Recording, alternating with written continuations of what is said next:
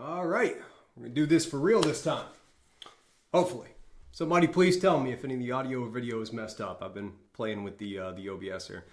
Oh, good. And I think we're doing multicasting to YouTube, so hopefully you can see this on YouTube too. I don't know. I tried to get everything set up. Looks like it's running from my end. So, audio looks good. So, okay. I think we are good to go. Let's come over here. So I have two different ways that I'm going to show here. I don't know if anybody's seen the testing streams that I did there real quick before this, but we have this view here, which is traditional and what you've probably seen in my streams before. And then we also have this kind of fancy little overlay that I put on top of it, where you can see the chat and a couple other things there. Oh, now hold on. Hey, thank you so much. Now this is strange. I can see that there is a chat coming through, but not from there. So let's see. Something's going on with the OBS. Okay. Hey, oh, okay, there we go. Okay, it's catching up now. It's catching up. Okay. And that's going to repeat it. Okay, good. All right. A little trouble with the chat there, but I think we're good. What's up, TSX guy? How's it going? Okay, anyway, yeah. Like I said, if anybody could drop a couple things in the chat there just to make sure that I can see everything. Oh, or maybe the other ones are coming through. They must be coming through YouTube. So I've got the ones that are coming through YouTube, I can kind of see on the overlay there. How can I see that? Let me see if I can figure this out real quick before we actually jump in. Can I come into here and open this up? Okay, cool. So now I can see both the chats. Now, oh, this is fantastic. And we click on this. Okay, perfect. All right, sorry y'all. I've been playing around with a bunch of stuff on the back end. We got a bunch of new stuff here. We've got the overlay, which I don't need to do. I know anybody that's coming, especially on a mobile device, probably gonna be hard to see. So I don't know if I want to really lean into that yet. But yeah, so I got YouTube chat going on there. Yeah, this is perfect. Okay, one other thing that I've got now that I didn't have before is through this OBS, in fact, I got to press that button right there. So as of right now, I am recording in two different ways. I'm recording all of my screens here in the normal way that you've seen, and I'm also recording a vertical type thing. Basically that it'll fit on a phone so that I can make shorts where it's got me on the bottom and the screen on the top there. So as I'm going along, if you see anything that you want me to clip out, let me know in one of the chats. I will do my best to see it up there. Oh, did someone say that the Twitch is not up? I think it is. If somebody on Twitch can tell me, I know TSX, I think you're the only one that is commented through there. But anyway, yeah. Somebody let me know. I'm pretty confident the Twitch is running because I just had it up and it started echoing back and forth there. Let me just try and make sure real quick. Yep, I am certainly live. I can hear me with an echo. Okay, that's enough of that silliness. Okay, only got a couple hours today, but there's a lot of things that I want to run through with everything here. Thank you so much for welcome back. Yeah, and again, thank you for helping me. By the way, I mentioned this in my stream. Like I said, I did like a 10-minute stream, just had a couple people jump in to help me make sure that the sound was okay in the video and all that type stuff. I mentioned this in that, but I want to mention this first. So one of the things that I want to do as I'm getting ready for these streams is I want to come to these streams with a couple potential vulnerabilities, and I want you to leave these streams with a few attack vectors or a few actual targets that you can go in and test on. So as I was getting prepared for the stream, we're going to be digging into this new program here. Where we at? The Vendasta, I guess is how you pronounce that, and we'll talk about that program here in a second. They do not pay bounties. So the purpose of testing on a program like this is to get signal and reputation so that you can get invites into private programs, sorry. The goal, that's really the purpose. When you're testing on these public programs, what you want to do is, all you need to do is get one or two decent vulnerabilities, and you will start getting a huge influx of these invites to those private programs. Those private programs are where you're going to make your money on HackerOne. So, that's the goal with a program like this. With anything that is not eligible for a bounty, anyone who's looking for money is obviously going to overlook this. So these are great opportunities for you to go in and get your first bounty so that you can start to get the invites into the public programs or the private programs. Gosh, I can't talk today. And that's where you're going to be able to make a lot of your money. So with that being said, I was doing some scanning and testing, and my custom nuclei templates came up with a few results. Now, I don't make nuclei templates that are informational. I've gone through and tested these. Might be worth your time. That's all I'll say. It is a vulnerability class that is one of my favorites. Yeah, I would say that that's something to take a look at. DSAC, yeah, said it's working for you. That's great. What's up, America? Good to see you again. How's it going? How's it going? Good. Twitch is up. YouTube is up. Fantastic. So like I said, if you have the data, and by the way, hopefully everybody knows by now, but if you don't know, this is my bug bounty hunting framework, the Arson framework. It is completely free. And you can import data from the scans that other people run. And I have this here. So I've already uploaded the data we're going to be using. You can see it right here. If you want to follow along, or if you want to, more importantly, do some testing after we're done here, all you have to do is download this. You come over here to the framework. You're going to import it up here. And yeah, you'll just hit browse, pull it up there, and you just hit process, and all of this data will be in here, including all of our CVE results. I'm not going to show or talk about this in the stream for obvious reasons, but it's worth your time. That's all I'm going to say there. So anyway, let's go ahead and get started. Like I said, we'll look through the program a little bit here. Obviously, if anybody has any questions at all. Oh, TSX, you said it's just a wallpaper for you, and you're in India. That's strange. I wonder if would the OBS have something that would prevent it from doing that? Yeah, it's definitely better in Texas there. That's super weird. Huh. Well, I can switch over. America, are you able to see my screen here? Are you just what are you seeing there? Is anybody else on Twitch that can see something? You can see my screen there. What about Enoch? Can you see it as well? Is there something to where... Yeah, you can see GitHub, right? Okay, so it's working. I don't know why it's not working, TSEC. I'm sorry. We can try and sync up at some point and try and figure that out. Yeah, I'm so sorry for that. Oh, wow. Thank you so much for subscribing, too. Thank you. Yeah, very strange. Very strange. Yeah, let me know if anybody else runs into that or anything. Let me know. Yeah, maybe it's just for some reason the OBS is taking a little bit more time. I'm sorry about that. I really want you to be able to watch it. This will be recorded too, though.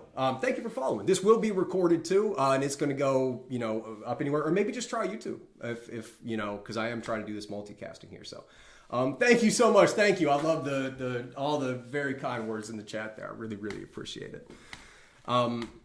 Okay, so yeah, let's go ahead and take a look at the program itself because I wanna really get in here. There's some good stuff. There's some really good stuff. I want to go through each of these domains. I want to go through talk about the tech stacks and talk about the different vulnerabilities that I would target based on the tech stack. Right, that's something that people have asked that they want me to dig into.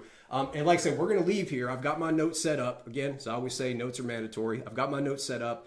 We're gonna start taking all of these domains that have been found here. Or URLs rather, the live URLs, and we're going to start sorting them just like I did in my client-side injections video into these different categories, right? And then from here we say, okay, these are the types of things that we can do. Is there no functionality, restricted access, API, etc. So I want y'all to leave here with a group of targets that are going to be worth your time. I want you to have the data that you can put in the framework. I want you to have the free framework. I want you to have all the knowledge, all the tools, all the resources you need so you can leave this stream and go and find a bug, get an invite to a private program after that, and then you can start making some money. That's my goal here. I have it written on the top, at least a brief version of it. So yeah, let's do that. All right, looking at the program itself, fairly simple. They don't have a ton of restrictions or anything on it, but I want to call out a few things with the rules. They've just put this up here recently, and I totally understand it because this is something that happens with our program as well at Flowcast. Thank you so much for following. This is something that happens at our program with Flowcast. We have these like web chat components or signups, these mechanisms in the marketing side of the application that are designed to send notification to the sales team to say, hey, I might be interested in doing a demo or I might be interested in trying out your tool there. Obviously, doing fuzzing, scanning, anything like that on an endpoint is going to flood the sales team with several different requests. So that's why they have this here. I can tell you that this Vendasta.com was originally part of the scope. I'm going the wrong way. It was originally one of the wildcard scopes that they had listed here, and it looks like they've removed it, which is probably because they were getting all that stuff. So just want to make sure I called that out. If you are following along and testing on this, please, please, please make sure that you're avoiding this. I can say from personal experience, it's very, very disruptive and challenging. And whenever anything like this happens to me, I get a lot of questions about, okay, how much value are we getting from the bug bounty program compared to this disruption and the cost of the company, right? So actually going in and doing this type of testing can lead to people not actually like reducing the scope like we saw with this specific program, or even sometimes completely shutting the program down. That's not gonna happen with us. You don't have to worry about that, but for some people, you know, so just something to keep in mind as you're testing. It's really important to kind of respect those there. Couple other things, very, very standard. You must use our We Are HackerOne email address, right? I've showed that several different times. Happy to show it again. Somebody just let me know in the chat if you have any questions about that. The HackerOne user agent, they want you to do a custom user agent. Custom user agents are much easier. You can go in and just set a proxy rule, which I can, in fact, why don't I just show that right now? Let's just do custom user agent burp. I have I think this is a good little one here, write a forum post. I was looking for something I could share out with the community too. Yeah, makes it super easy. I already have a YouTube short recorded for this. I just need to go through and click on everything, or actually do the rest of the recording and release it. It'll be just like the one I did for the custom header, but this is actually easier. You can just set up a proxy match and replace rule there, right? So all we have to do is go to our proxy settings here. We can scroll down about halfway down the page. We've got our match and replace rules, and they've already got some pre-built ones for the user agents. So I typically just, you know, you can edit these or do whatever, but the easiest way, let's just come over here. I just need to get a valid user agent. So I'm going to run this through burp. That should be fine. Looks like we've already got something right there. Yeah. So we'll grab a valid user agent. Back over here to our settings. We're going to create a new one here. We'll leave the type as request header because the user agent is one that we are modifying. We are going to add this here for the actual user agent. And then at the end, we will append what they're asking us to. So I believe it is HackerOne-X. Why do I keep clicking on that? There we go. HackerOne dash and then your username. So for me, I'm going to go ahead and do a semicolon there and add this at the end. Where is it? R-S0. There we go. Accidentally hit 0 twice. And then we'll just call that custom user. Now the last thing that we need to do is we need to have a regex that's actually going to match on this. And if you look down here, they are nice enough to already provide that for you. So, you know, user dash agent, we got dot star money. And it's as easy as that. We can go ahead and click on that there. And if we scroll down to the bottom of that, we'll see it's enabled. This will go through the scanner. This will go through everything else. Burp is already set up to handle all of that. So makes it much, much easier there. First time on YouTube and you got an ad, is that common? I have no idea. This is my first time trying multicasting, Andrew. So I apologize. I'm still kind of trying to figure out with this too. I think Twitch does them as well. It might be a setting that I can do on my end, but you know, I can certainly get that set up if you'd like. I don't care if they show ads on it or not. Okay, so we have our user agent set up. Everything else is pretty standard, right? Like make a detailed report, everything, right? One vulnerability per report, unless you chain vulnerability. So that's about it. Nothing else that was really majorly out of scope. The company itself has a bad request when we get to that. That's, hold on, wait, that was an HTTP though. Oh, they have it listed there as an HTTP. Why is that? Was it originally an HTTP? I'm gonna go down a whole rabbit hole of this. Man, something must have happened. This must be why it got completely removed. They must have been really fuzzing that like a lot. Yeah, I don't want you to fall behind on the live either there, Andrew. Yeah, I got to figure that out because it's, like I said, I'd rather like not show ads on the actual live stream for the people that are here and watching and participating, and then obviously I can take it and package it up and show ads later. That's how I prefer to do it. So I'll work on the settings on YouTube and see if I can figure that out. I apologize it's not there yet. David, I'm glad the videos are useful, man. Thank you.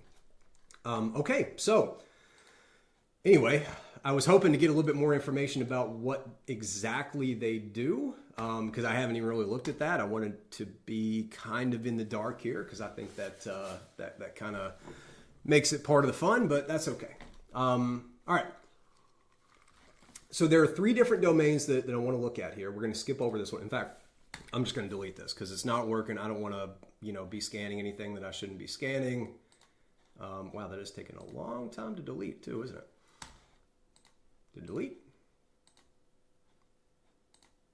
Maybe not. It's not like that. That's okay. Make sure that's still running. Yep, everything's good.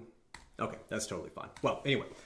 So there's 3 different domains here that we're looking at. The yesware.com, the Vendasta internal, okay? Obviously their, internal pieces there. Didn't get any scan result data on that, which is kind of interesting. I don't know if something hiccuped or we just don't have anything there. Let me do a refresh here. Burp is not liking this at all. Oh, I wonder if the user agent is kicking it back now. That's kind of interesting. I'm trying a couple new stuff on here. Let me see this. Yeah, it does not seem to like the user agent. I expected that to take a little bit. That's why I couldn't delete this either. Hit delete. There you go. That's gone in a minute. So modifying that user agent, my own framework is kicking it back. It doesn't like that. That is super interesting. Super, super interesting. Reese, thank you so much. I'm glad you're a fan here, man. Ami said, how old am I? Mid to late 30s. Mid to late 30s. I think I'm turning 36 in like a month. I don't know. I stopped keeping track after 21. That was the most important one. She said, I'm new to bug bounty hunting and feeling a bit lost. What's your recommendation for a starting process if you're going to begin your journey again? Any key steps or tips that you could share? Yeah, so this is something I've mentioned a lot. When you're starting out, I recommend doing 3 things at the same time. And you want to do a little bit of this every time. This is what I wish I would have done when I started. Although the best thing you would do is just jump in. You want to be testing and learning at the same time. But spend a block of your time every time you're testing. Every day that you're testing, spend a block of time actually testing. Spend a block of time learning new techniques or anything. And then spend a block of time studying valid reports that have been submitted. Right, so typically what I would do is I would start by learning like one new thing. Do one Burp Suite lab or something. Learn one new technique for, let's say SAML. You learn one new signature wrapping attack for SAML. And then you go and try to find it in real places, and you go and try and exploit those. And then you go and go into Hacktivity or the publicly disclosed reports and type in SAML and go in and look and see if you can find any matches of it so that you can get some lessons there. If you do those 3 things, try to do that 3-4 times a week. You're going to be just fine. You're going to be just fine. Yeah.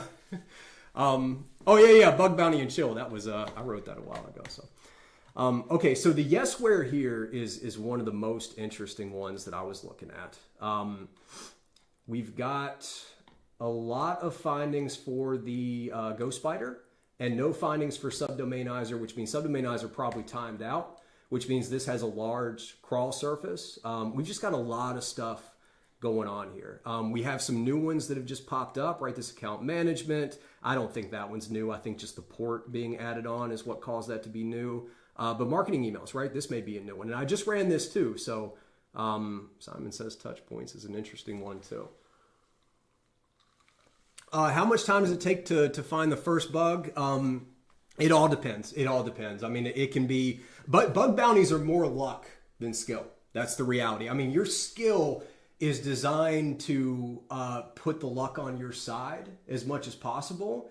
But, I found a 10K bug when I was kind of just starting. That's what got me addicted to it. But I know other people that just, I just got really lucky. That was a really lucky one. It was not technical at all. I basically stumbled on a debug script that gave me all the information I needed to go in there. They just had it publicly accessible. But yeah. It just all depends. Yeah, it just all depends. There was really, you can't give a date to specifically when. Somebody trying to do an alert or something there. Okay. So let's pull up. just the core page here of Yesware, and let's start to get an idea of what it is.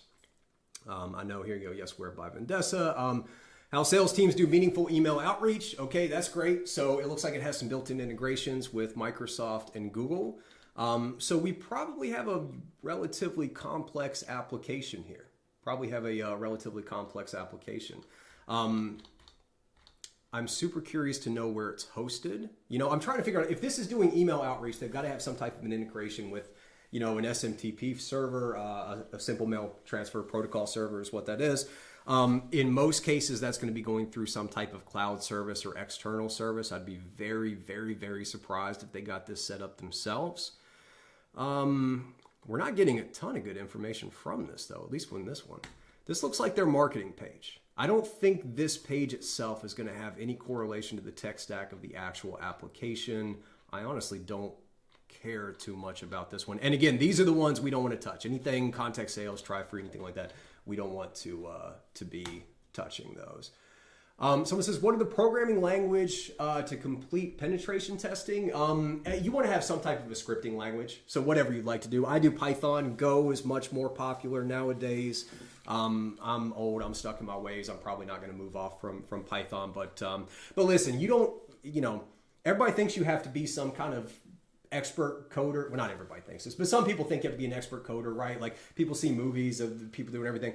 Like hacking is about understanding your target, understanding how it works, finding ways that you can manipulate that application in a way to have some type of impact that the developers did not expect. And a lot of times those don't require a lot of scripting or technical stuff. So I always, especially with my streams, I try to lean more towards the more logic testing and everything. Is bug bounty dependent on speed? Only on Synack. On Synack, it is very much dependent on speed. On hack, yes, a little bit. When a new program comes out, that's one methodology that you can use. And that's certainly dependent on speed. So when a new program comes out, a lot of people have their automated scripts to go through and do everything. On Synack, right, that's all you're doing. It's automated scripts to go in and just hammer it through, at least for the most part. That's only one technique, right? So with what we're doing here, not dependent on speed whatsoever. There are vulnerabilities in here. I found 2 on accident. It's just as simple as that. And there's one in the data right now, like I mentioned at the beginning of the thing. Anybody that has this data can go down there and go, there's something here. So it just depends. I have, and this is what I need to make a video on, I have 5 or 6 different strategies that I use to try and find bugs. So like one would be a new program drops. That's where speed matters. Rush. Go in there. Go and find everything for everybody else, especially if it wasn't a private program before. Reddit was a very well-known one for that. A huge program that just dropped immediately. I was able to do very well on that because it hadn't really been touched too much. But there's a lot of other things, right? Like I have a whole methodology for GitHub testing. I have a whole methodology for old programs that nobody has touched in a while. And that one speed doesn't matter because nobody's touched them. So what you want to do is have 5 or 6 different ideas, different options there that you can use when you do that. It's like an Easter egg hunt. Exactly. It's like an Easter egg hunt. That's exactly. You're right, Sheesh. This looks like more of the marketing page itself. So let's first of all come over here to our notes. And I'm really, really interested in this one here. So sends emails and marketing messages. I'm sure they have other integrations to some different stuff. Oh my gosh, I don't even know what that is. I think somebody actually donated some money to ask a question though. So thank you so much. So I definitely take some time to answer that. How many days does it take to find bugs? So I know somebody asked something very similar. It depends. It just all depends. It's so much more like luck. It's an Easter egg hunt. You may stumble into, I will say this, your bounties come in bulk. You will find, you'll stumble onto an application that hasn't been touched, or some type of a new mechanism or something that hasn't been touched, and you'll typically find like 3 or 4 at the same time. It's really more, there's more luck than skill when it comes to actually finding them when you're anticipating the amount of days that it's going to take or the amount of time it's going to take. But your goal you want to use tools and automation scripts and everything to put the odds more in your favor. That's really when you're studying, when you're everything that you're doing to help improve. All that's doing is making the odds more favorable for you to find something, but there's still a huge component of luck. You're still dependent on the development cycles of the other, the companies, the programs you're working on. One advice that I want to give that I think is something that a lot of people miss is when I go into a program and I start exploring it. So exactly like what we're doing today, I'm not thinking about the bugs that are in this program right now. I'm not really too interested in that because, if it's something easy to find, it's probably a duplicate. Yeah, thank you so much. I'm getting all the different notifications. If you're, it's probably duplicate, there could be some other things there. The best thing that I see beginners do, the best advice that I think I can give in addition to the other things that I've said, look for the bugs that are going to be there in the future. Get to know the application, kind of sit back and wait and watch as they change. You'll start to notice new endpoints coming up. Try to target the programs that are actively developing. Do research on their marketing pages and everything to see what new components they're coming out with, and you can start to anticipate the new pieces of the application that are coming in. You can start to recognize the code patterns that they're used to, the best practices they use, and you can most importantly see when they're not following those best practices. And you can start to recognize the cracks and get in there. So when I get into a program like this, I would spend 3 months on this. And I would spend the first week or two just kind of really getting used to it, really understanding everything. And then I would start to see the changes, and that's where the real vulnerabilities are. Not to say you can't come in and find one in the program, but I think that's a mindset that a lot of people don't have, and I've been very, very successful with that mindset. Department of Defense is a great program to start with. Yes, the Arson framework right here is free. Absolutely free. Okay, I think I'm caught up. Sorry, I'm gonna do my best to keep up with the chat here. I've never had this volume of chat, which I love. I really appreciate it. But yeah, I'm just gonna do my best. Please, please let me know if I'm missing anything. Yeah, taking notes is an underrated skill. I always say, you really got to have these here. So, but okay, all right. So this one right here is the marketing page. This sends emails, marketing messages, things. We're starting to get an idea of it. Let's come down here to the infrastructure, and I want to see where are they putting everything in. What are they actually containing? We've got a few here. SendGrid. So this must be some other. This is a mailer. Okay, so it looks like this is the service. I'm betting SendGrid Inc. is a third-party mailing service. Marketing email. There you go. Okay, so behind the scenes, instead of using AWS services or some type of other cloud service. Thank you so much for the follow. Instead of using some type of other cloud service, they have, it looks like, integrated with this SendGrid mechanism here. So obviously, if there are any known vulnerabilities or anything with that, that's something that I would look at. But I'm disappointed by that as the researcher, as trying to figure out whether or not this is a good use of my time.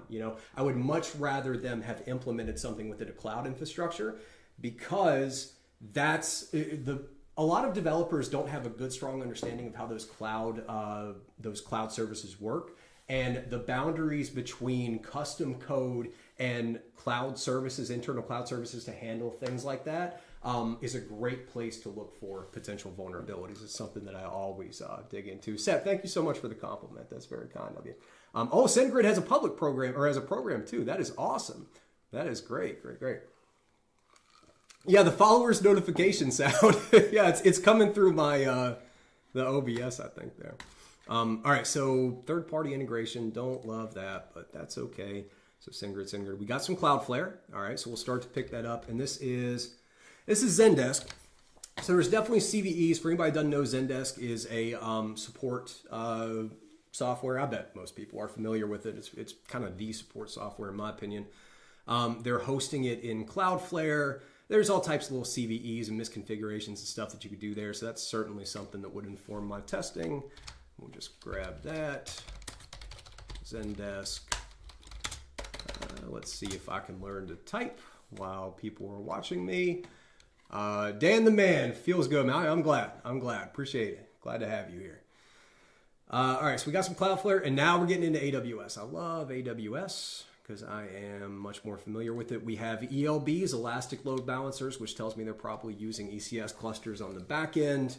And these are just A records. Straight to there, so that's all the ELBs. So where are the other domains? We've got all these different, I'm surprised that these are A records. Wow, they have a ton of them as well. Okay. We'll come back to those, but with each of these here, I would certainly try to access each of these ELBs and see if you can, access them directly, right? We've got the IP address, we've got this here.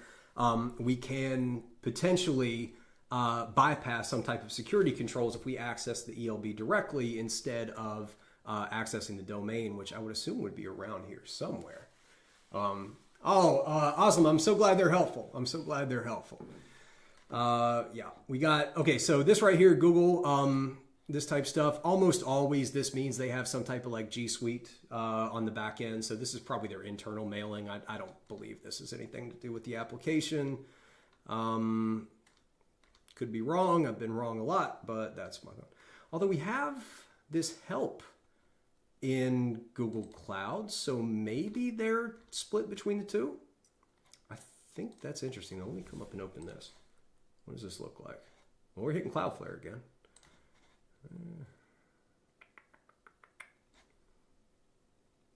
It's not going to believe I'm human, I think. Hey, thank you so much. Yeah, thank you so much, man. Last year, I did find a reflected cross-site scripting on Starbucks Singapore. Now they've closed the Asian region. Really? In Starbucks? I was just testing on that regionally. Or they're just saying that anybody in the Asian region can't test on their apps?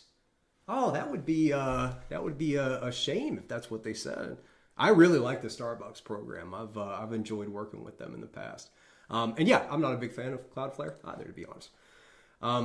Yeah, this is your Zendesk. So, okay. Where was the... Okay, all right, so it's just an A record. So we've got an A record, a DNS record, and then we can see down here that it's actually loaded up into GCP right there. So, okay, cool. That's easy. Got some CloudFront as well. So I'm guessing they're using CloudFront for anything within AWS. That's interesting there. We got this blog, which is a completely separate A record. Is this a WordPress site? This is probably going to be just some type of WordPress site. Or it just doesn't want to load up at all. I'll give that a minute.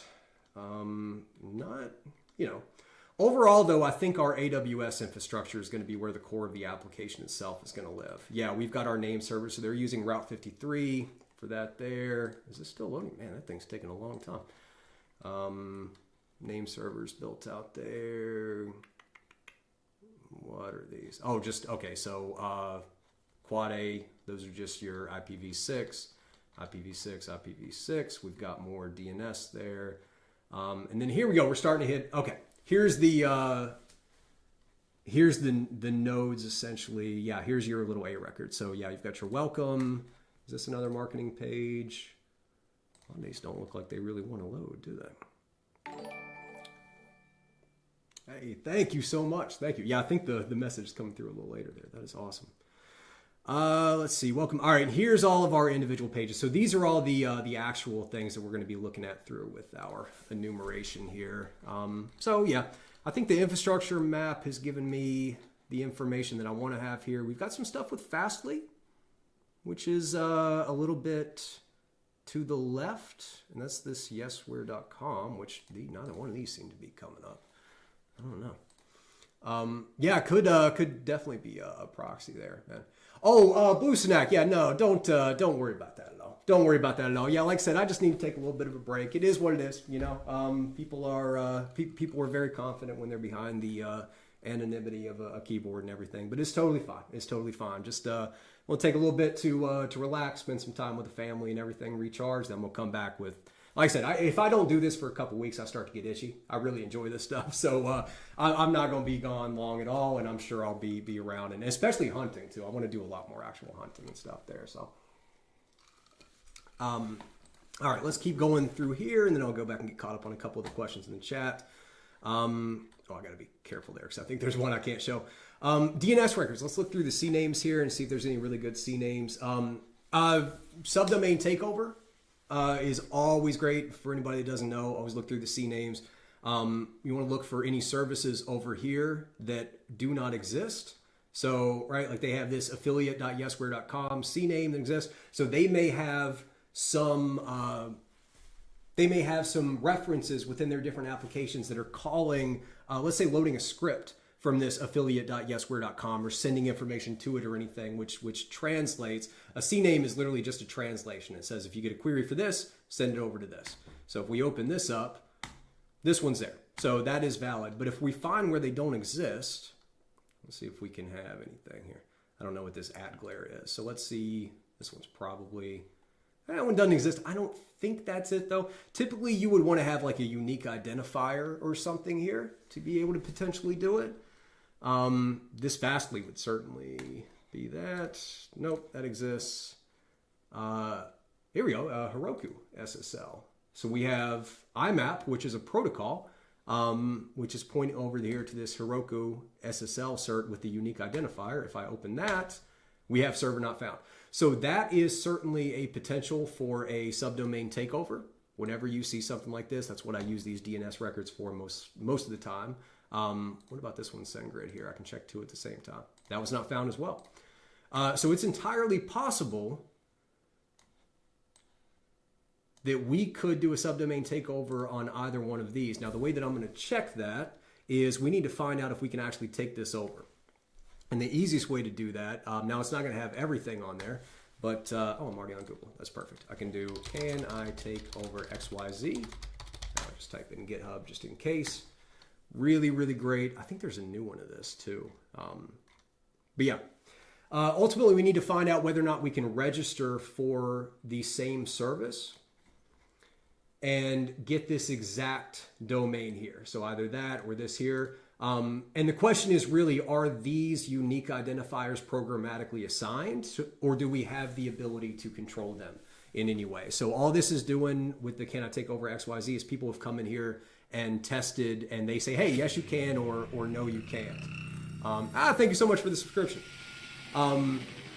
So let's come up here to Heroku. Good grief, I can't spell. Heroku. There you go. All right, and it's listed right there. And then we come down here. This is Heroku edge case, and it's got a red block. So it says this one's not possible, but it doesn't necessarily mention Heroku SSL. So I tell you what, if I were y'all, I'd go and take a look, see what this is. If you can get this unique identifier, you got a subdomain takeover, right? I would say Heroku is usually pretty good about that, but we'll see. Anyway, so we can run through all those. I wanted to make sure I got that information in the stream here, but I think, where are we? Good grief, time is going way too quickly. Let's just go ahead and hop over into the enumeration here. I want to find a couple targets. I want to start fuzzing in here.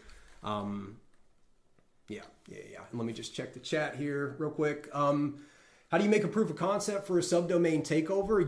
In most cases, you have to actually, well, the proof of concept would be you'd have to actually register it. And a lot of times you got to spend some money to do that.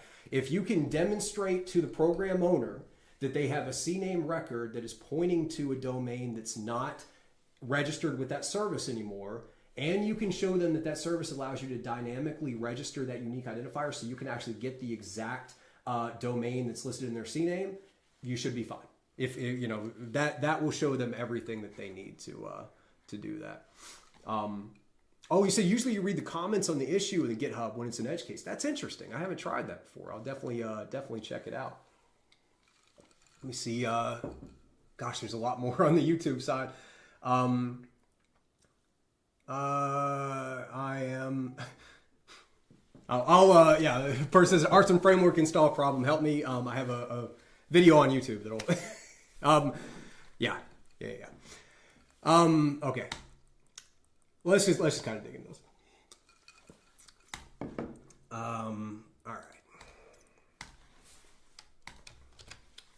So the overall technology stack, we know AWS, we found some CloudFront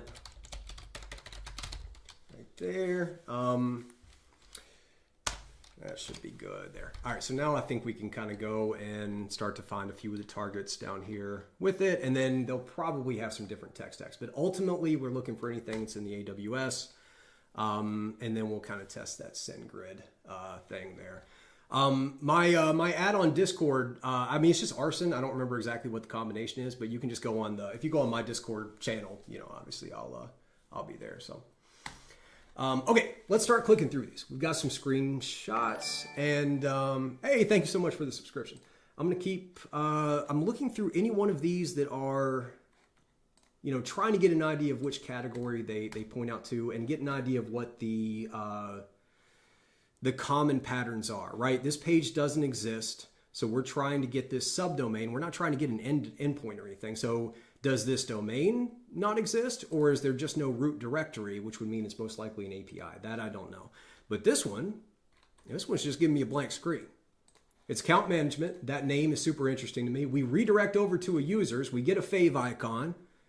So a lot of good stuff happening here. I want to go through burp again so that I can start to populate this. I like this one.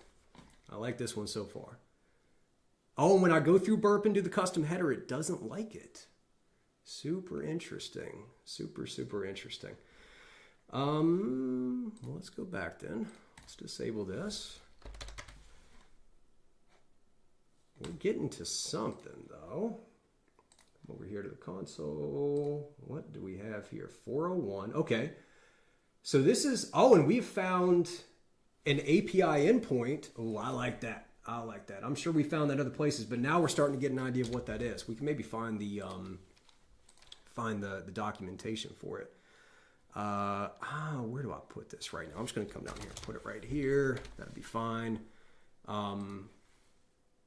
That's great. There's a lot of good information there. Again, we could probably find the public documentation when we do it, but yeah, that one doesn't really fit into any of those, to be honest. It's like there is some functionality. We just have to be set up in there. Yeah, the user definitely getting user agent issues when I'm going through the proxy, which is funny because I gotta probably send their security team a message, because if you're gonna require people to test using a custom user agent, you got to go on your end and make sure that all of your pages accept that custom user agent, because what we're seeing is a lot of them don't. So, but yeah, again, that's how we do the kind of give and take there. All right, I love this one. I really like this page.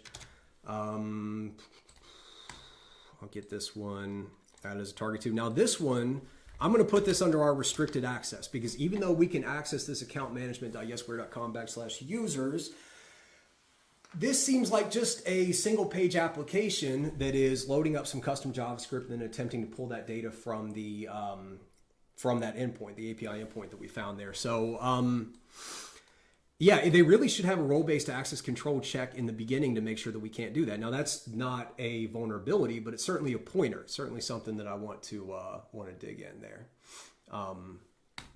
So yeah, I like that one. I like that one. And again, it's just finding variations in these screenshots, right? When I click through just for a couple seconds, that looks the same. That looks the same. That looks the same. All those look the same. This one doesn't look the same. It's a blank screen. Doesn't make any sense. If I go to a page and it just has a blank screen, that's not typical. So that's the reason that I dug into this. That's the reason it was interesting. And by the way, I've gotten a lot of questions on the Discord, and I think there was a couple YouTube comments that are asking the same question. So let me make sure I explicitly answer it. When I have a wide scope like this and we have a large set of subdomains, and I demonstrate this in my client-side injections video as well, what I do is go through and I use these categories over here. I have no functionality, right, which just means you click on it and nothing happens at all. That's typically like your 500 errors or like your bad gateways or something. Restricted access, something like that, you just can't get into it. It's automatically forbidding you. That could be an admin panel, right? We want to try to bypass that, right? If it's an API, right, we can usually tell an API if the root directory gives us a 404, because APIs aren't designed to be accessed by the root directory. They're designed to be accessed by other software that already knows what endpoints it's accessing, what parameters need to be included, and everything. So if you see a 404 in the root directory, it's probably an API. You got to fuzz for endpoints. Try to find the documentation like we were looking at. That's exactly what we have here. So I'll actually take this down and I'll add it into our API. And then in parentheses, I'm going to put our 401 because we are not allowed to access it at this point. But just because we can't access API v1 users doesn't mean we can't access something else. We also don't know if we can find the documentation or not. So I like that. External service, right? Like Outlook, the SendMail. That would be an external service that we can test. So you're typically looking for CVEs, any other valid reports, or if they have a bug bounty program as well. Nora, yeah, this live will definitely be saved on YouTube. I think in just the way that they typically do it, this is the first time I've ever tried multicasting, so please bear with me there. But I will also take pieces of this and break them out into videos and edit them and add commentary and everything and put them up on my channel as well. So I'm trying to get this out as many places as possible. I don't have any interest in maximizing views or subscribers or anything like that. I just want to blast the information out there as much as possible, so it'll be everywhere that I can possibly do it. Okay, and then the other ones, right? Internal service, those are all pretty self-explanatory. So here's our app itself, and let me just copy this because I want to go ahead and get this documented. The actual application, the core application that the company or the domain is hosting, that should always be within your targets here. I'll just put that right there for right now. And again, we see that has the API. Has the API built in too, not a separate domain. So, there could be some interesting cookie scoping things that could happen there. That wouldn't be able to happen because it's not a domain, but it depends on how it's asking that. App test. App test appears to be the same thing. Is there any different? It redirects. Okay. So maybe there's some type of check to see, do you have something custom? Oh, thank you so much. That's nice. But no, like I said, I mean, I'm happy if we can put this information out there, and I'm looking forward to when our authenticated bug bounty program is up at Flowcast. That's the company that I work for. We have an unauthenticated right now, but here very soon we are going to have a custom instance of AWS with a custom instance of our application that you can get spun up with a simple form. It's going to have a ton of dummy data in it. I mean, we're even going so far as to get you set up so where you can do your own custom SSO integrations. You can configure them yourself. So you can actually test the SSO integration as if you were one of our servers, and we're able to do that because we've got everything isolated.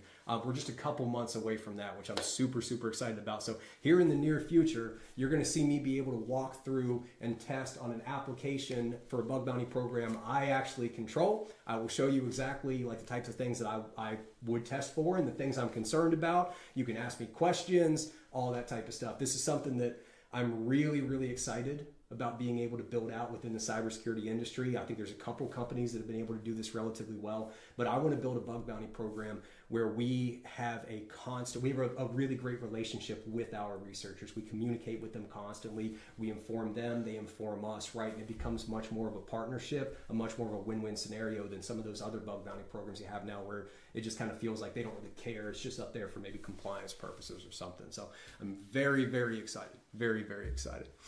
I'm happy to. I really am happy to. Yeah, I'm looking forward to it as well. This has been, I started as a bug bounty hunter, right? I mean, obviously I've been doing blue teams and stuff for a while, and I've kind of jumped around the military and everything else, but I'm building the bug bounty program that I would want to test on. I'm building the bug bounty program that if anything, heaven forbid, I was no longer working at my company now, it's the one that I'm probably going to continue testing on in the future. So I'm super, super, super, super excited about getting that done. But anyway, not quite there yet.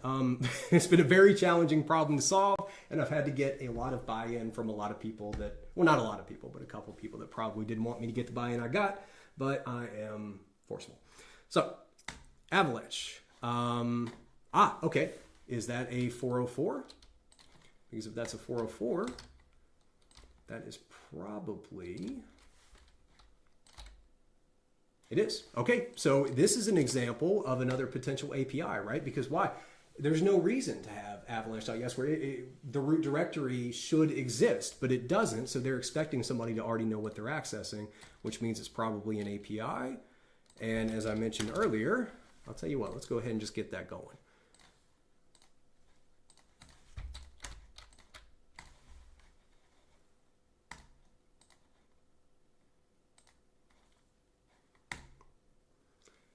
Man, it is really not liking that custom header, is it? That's going to make it super difficult to test. Huh. By the way, I know you don't see this here. The custom header, if you have logger ++, you will see it. The custom header is added on after that. Very interesting. Tell you what, let me just send this to a repeater. Let me see. Okay, that's giving me the 404 now. Yeah, so it just doesn't like that custom header. I really don't like that custom header. That's kind of cool too. We've got so that's something we can test. There's a lot of stuff in here that I like. I like this one.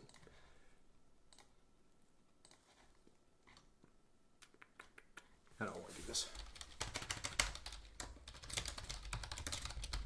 I'm just going to put this down here for right now. I think this is going to be one that we can really play with. And what I'm going to do, I'm going to send this to Intruder. And again, it's an API. So I want to try and find some additional API endpoints that are back here since this one's given a 404. I will add the payload right after that, right after the actual root directory there.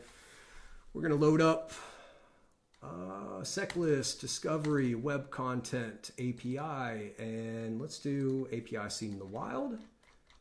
Give us some different, these almost look more like parameters, would be better than that. We'll give it a shot anyway. Which one is the one that does, one of them has actual like, here we go. Yeah, V1, V2, API. Now we know for the user that this is the naming convention, API, V1, and then some additional things. So I would hope that that's going to be the same thing there. Resource pool, I don't need to do this quickly. I can do super slow. We'll just do one maximum concurrent request. We're going to put, let's do a 350 millisecond delay, but we'll do random intervals, automatic throttling. That should be just fine. Payload's good there. Settings, everything else will be good. And we'll just let that kind of run in the background there. If the custom header is making issues, how? Yeah, I mean, yeah, it's a good question. It's a good question. It's a good question. I mean, right now we're not really doing testing. We're just kind of doing some light poking around to see if we can find any endpoints and stuff. So I'm pretty comfortable here.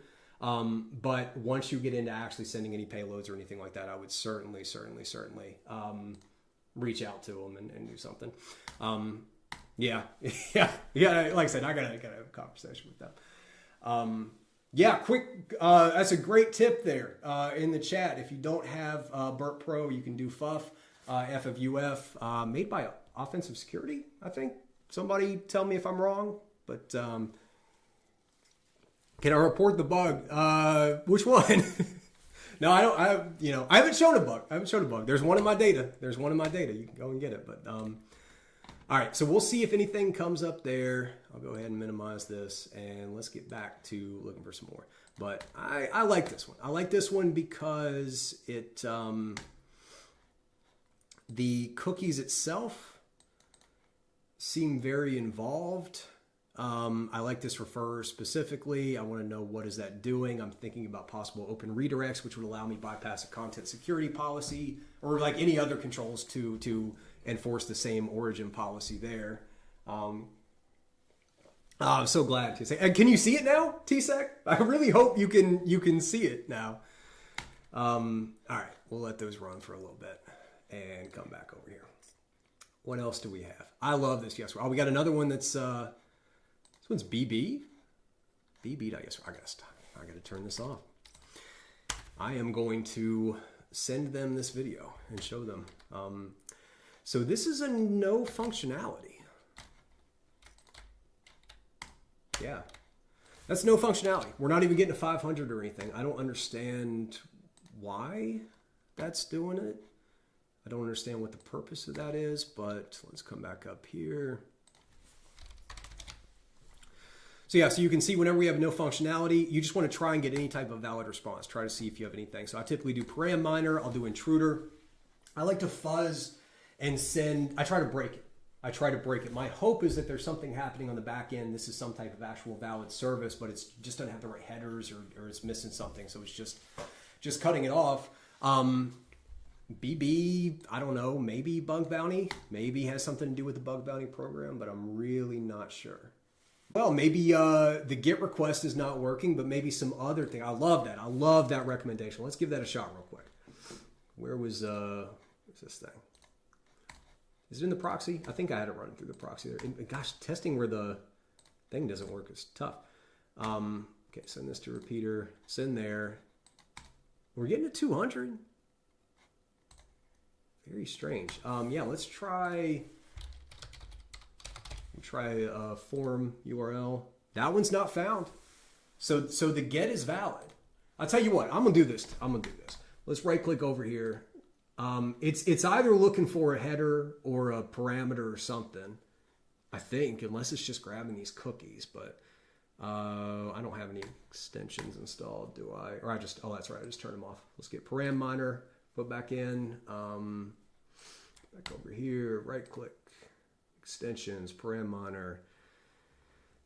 I will start by just doing the headers, and let's see what happens. I don't want to start hammering their servers or anything too quick. If that does find anything, then it will pop up right here. So we'll see that it has a hidden header there. But yeah, I love, 404 when you do the post, but yeah, not when you do 200. Let's try a couple other. What? No? Patch? I know we can do a options pre-flight. I just want to run through a couple of these here.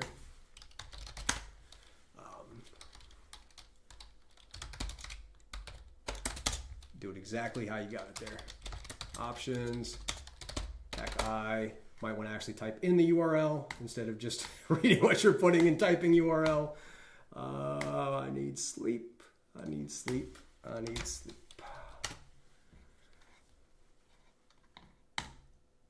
Ah, it's not even set up for an options. Very interesting. Very interesting. Okay. I was hoping it already found something. All right, we'll put a pin in that one. Where are we at with our notes here? Yeah, we'll put a pin in that one. I guess it's still a no functionality, but 200 with get, 404 with, just put others, I guess.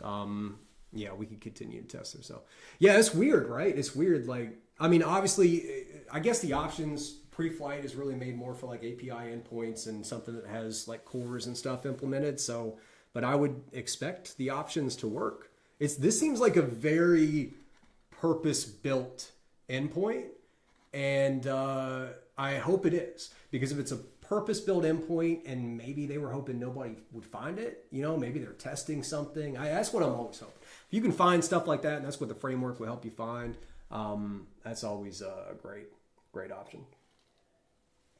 Sorry, coffee's saving my life right now. All right, so let's come back over to here, and we'll keep going down the list. We got a big list. We got a lot of stuff to go through here. This one's not even coming up. Why is that? Whoops. Oh, good grief. I hit the wrong darn monitor. Go back over there. Okay. There it goes. This same type of thing. It's a 404. Call, subdomain, probably, wrong one. Probably an API as well. We're starting to call it a lot of APIs, which I love. I'm a big fan of doing testing on APIs.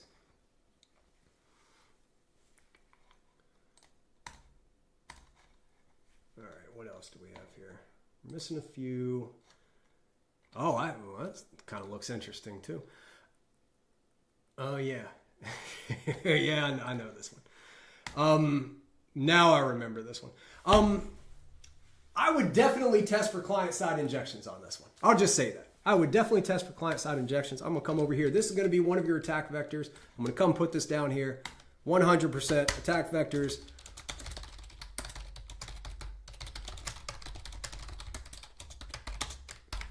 There you go. We'll just put that right there, and everybody's going to forget that we talked about that. Everybody's going to forget that we look at that. Client-side injections are fun. I have a great video. I have a video. I won't say it's great, but I have a video that might help you out there. And we will move on.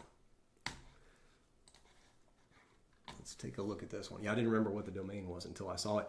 I don't know what the heck this is, too. Why are we getting access to this?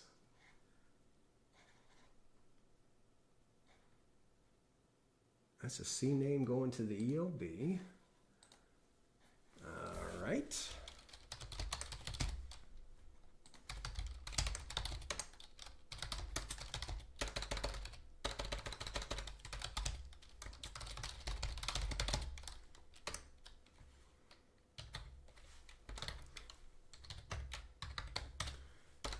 I always choose a number for Killeen, Texas, which is around Fort Hood, where I was stationed for several years, just because it's fun to me. I always think about somebody out there in Killeen just getting a call from one of the... Don't call the number. Don't call it. I got to shut up. Don't call the number. Don't call the number. I have no idea who it is or anything, too. But yeah, 254 is the Killeen thing there. No. It's not my phone number. Although I do have a 254 area code, which I still have from when I was in the military, but I don't, I get so many spam calls. I don't care anyway. All right, let's see if we can create this over here. This doesn't look right, man. This does not look right. And T-Sec, I have no idea what that that emoji is.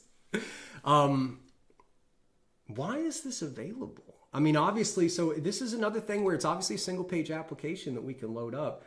I would expect there to be some type of auth, but there's not. This, again, seems like another one that we could certainly test for client-side injections, although I don't know if there's anything necessarily there. What else comes up? Yeah, we're getting this. What's the tech stack over here? Angular front end. Man, this is... And then it makes those calls there. I think there's a lot of options for client-side injection on this one. Super weird that they don't have any type of authentication or anything for that. Wait, that's the same one.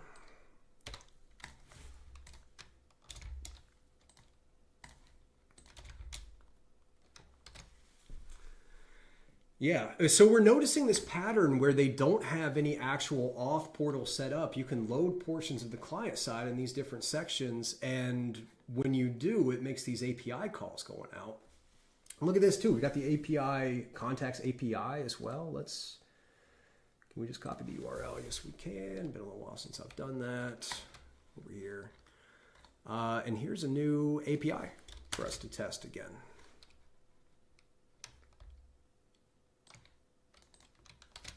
Or I guess, that's an API, but let's also put this under where we have the other one in the restricted access. That's going to make more sense to me.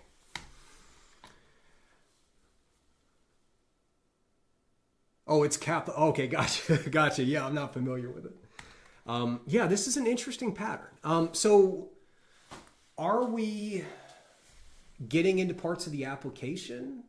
Is this external or internal? You would expect that if this was an application, like if this was part of their actual application, first of all, I'd expect it to be under app.yesware.com, but then it looks like the application. Can we do any searches, anything? That looks like it worked.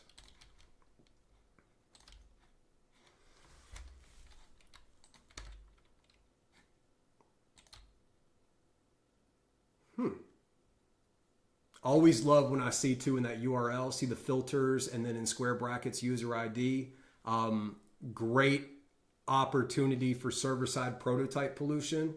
If there's anything that takes this, converts it into an object and then merges it with another object or does anything like that, does a deep recursive merge, we can potentially get that.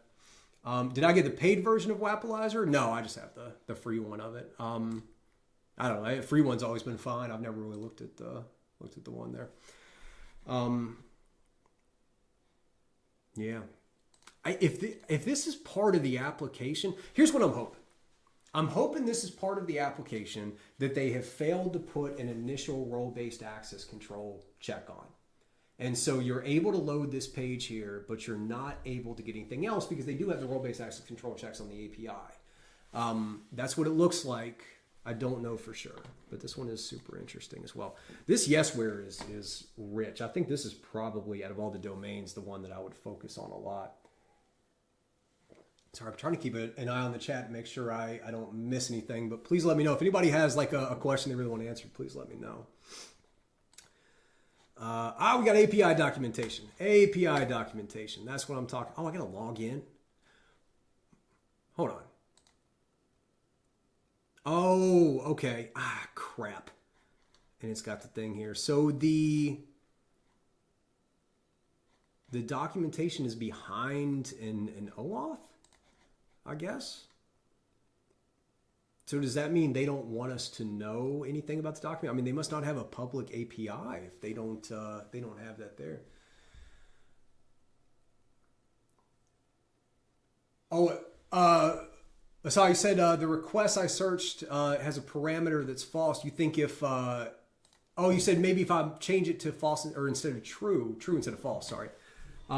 Which one was that? Was that the API call that was coming out from the contact one there? Let me come back up and see. It's just the contacts, I think.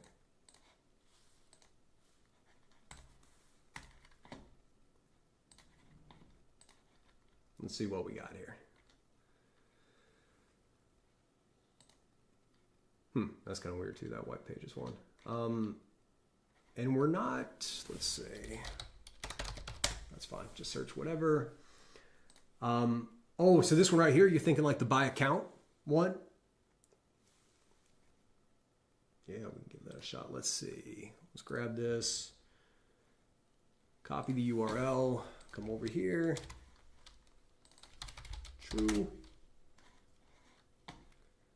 Still nothing. I would bet that this would probably have the same impact because, yeah. So they're doing a role-based access control check on the beginning there. So unless I have some type of a cookie or auth token or anything like that, which I'm guessing OAuth token is probably what they're looking for, based on that. But I'm not sure. What's up, BitSpectre? How's it going? Hey, we got a lot of people going here. I love it. Love it. We got a good crowd today. All right, let's keep coming down. They've got a CSP reports. Okay, so this is something I want to mention too. CSP, content security policy. I talk about it a lot in my client-side injections video. It is a control to prevent you from loading resources outside of specific domains. So when you load up a page in the browser, there's something called the same origin policy, which says that you can't load up resources like JavaScript or anything else from anything other than the origin, the domain of this page that's been loaded. The content security policy allows you to bypass that. It allows you to set rules to say, no, I'm okay with loading resources from, let's say here, loading resources from here. Or you can set up your CSP to load from everywhere, which is what I'm hoping for as the attacker, but it's pretty rare nowadays. In addition to that, you have reporting built into CSPs that will notify the owner of the application when individuals are violating that content security policy. So it's a great way to identify, first of all, if there's bugs within your application, you can use those to help get rid of the bugs. But it can also show you when somebody's trying to actually do like a client-side injection or anything else. So that's the value of these. I can pretty much guarantee you that there's some type of authentication token. And by the way, that authentication token has to be stored on the client side. So you can go and find that most likely somewhere within their client side code on an app, and you can do that and start sending requests to this. If you do that, blind cross-site scripting, they probably have some type of client on the back end. You're hoping it's a custom-built client instead of anything that they purchased from somebody else. But they will have something where they can go in and read that. And if it's just some custom-built client they've thrown together, you might be able to send some blind cross-site scriptings into there, and hopefully they will fire. Just remember that they're calling back to a webhook that you own, so you can recognize when they actually execute. But if you put in your payload your HackerOne username and things like that, which I typically do, this has happened twice in my career, sometimes they'll actually reach out and tell you and pay you. Like I said, it's happened twice to me. It's, depends on the program. I was super, super grateful when it happened because they didn't actually get the egress. The alert that fired didn't actually get out of their environment, but they were like, hey, you got enough there that we want to go ahead and pay you. So, which was super, super, super great. Yeah. So anyway, content security policy, blind, when you see one of these reports, blind cross-site scripting. One of the ways that I love to do that, just real quick. Where are the bees? There's a burp bounty extension that was created. That's pretty great for helping with this. Where is it? Burp bounty right here. You can just basically make your own custom checks. So you install that, and then I have my custom stuff. Let's see. Go to that. Go to repositories. Custom scan templates right here. And if you go to the burp bounty ones, you'll see that I have several for blind XSS. Now you'll have to go in there and actually manipulate it so that it's your payload. And this actually, the webhook doesn't even exist anymore. But you can see it just tries a whole bunch of different types of things in there to try to get that to execute. Hey, wow! Oh my gosh, there is all type of stuff going on in here. Hey, how's it going? I don't know what's happening. Is this a raid? Am I being raided? I didn't know that. How's it going? I don't know what that means. I mean, I know what a raid is. Obviously, I think y'all are all coming in here, but that is great. I'm glad to see you. I'm so old. I don't know what a lot of this stuff is.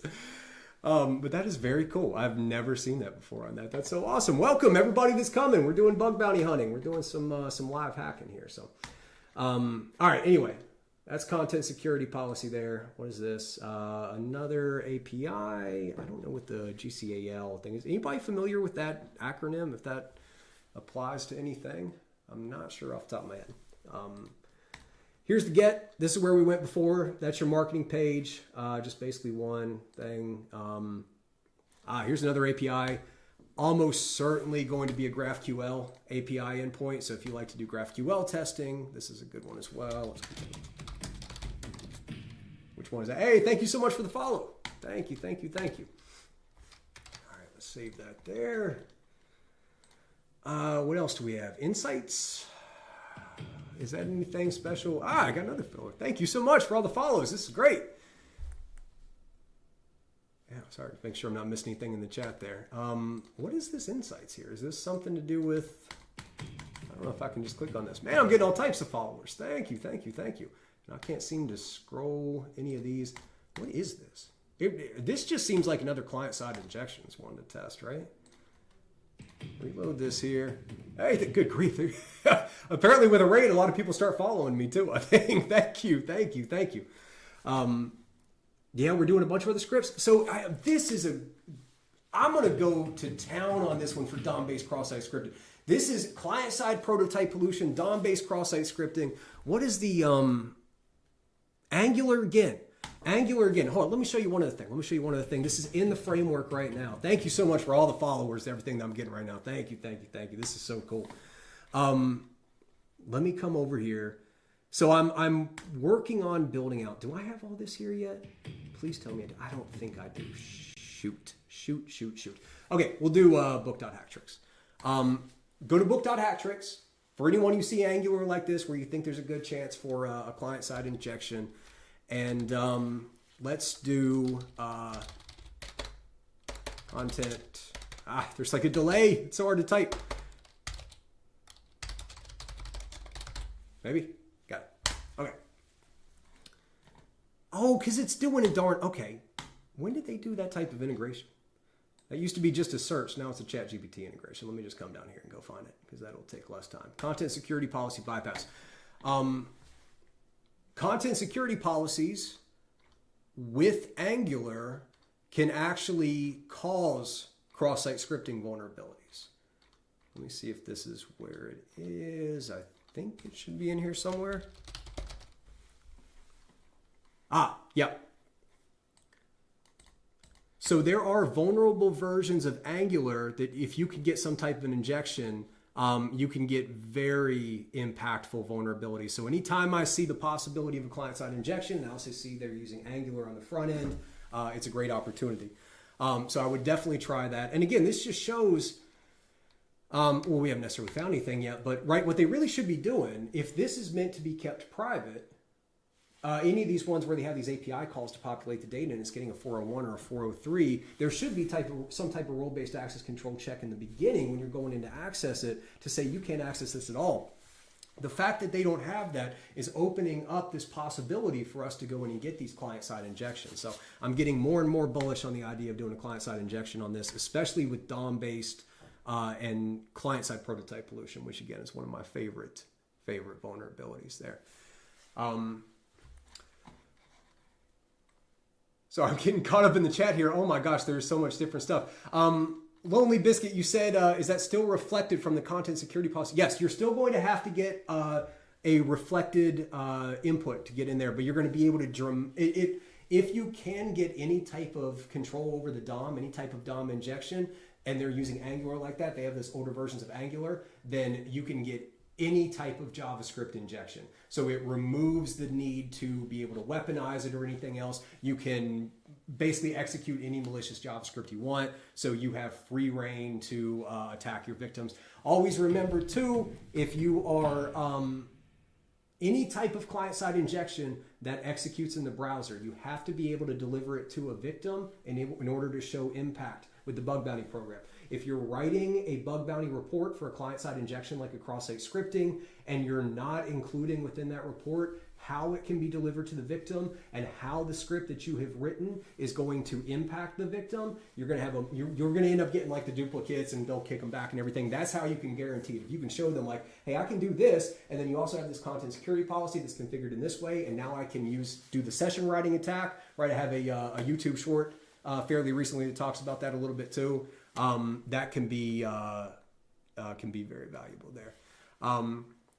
Yeah, no, you're not injecting in the headers directly, but it's it opens up so many possibilities for weaponization, but you still have to get that first step of being able to do it there.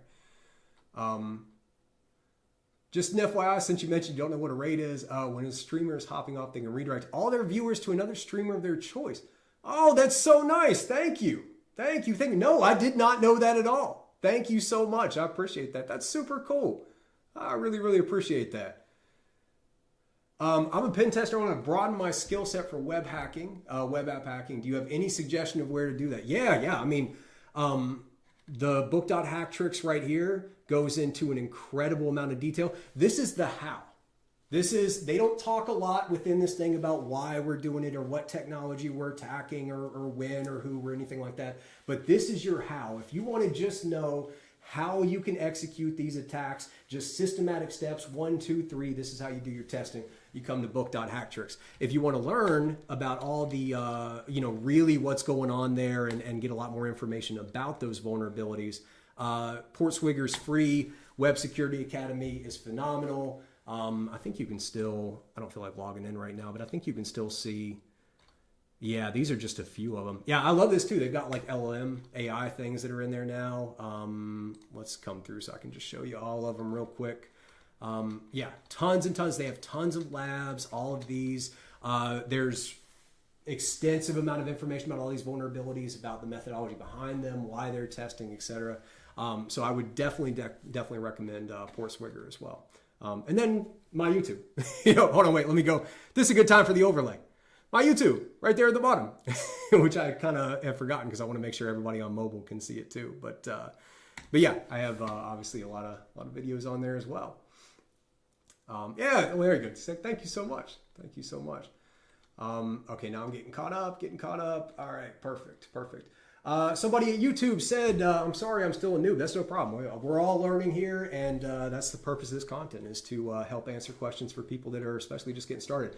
Can you give a brief description of what a content security policy is? Yeah, in fact, let me see if I've got one that I can actually show. Let's go in the response headers.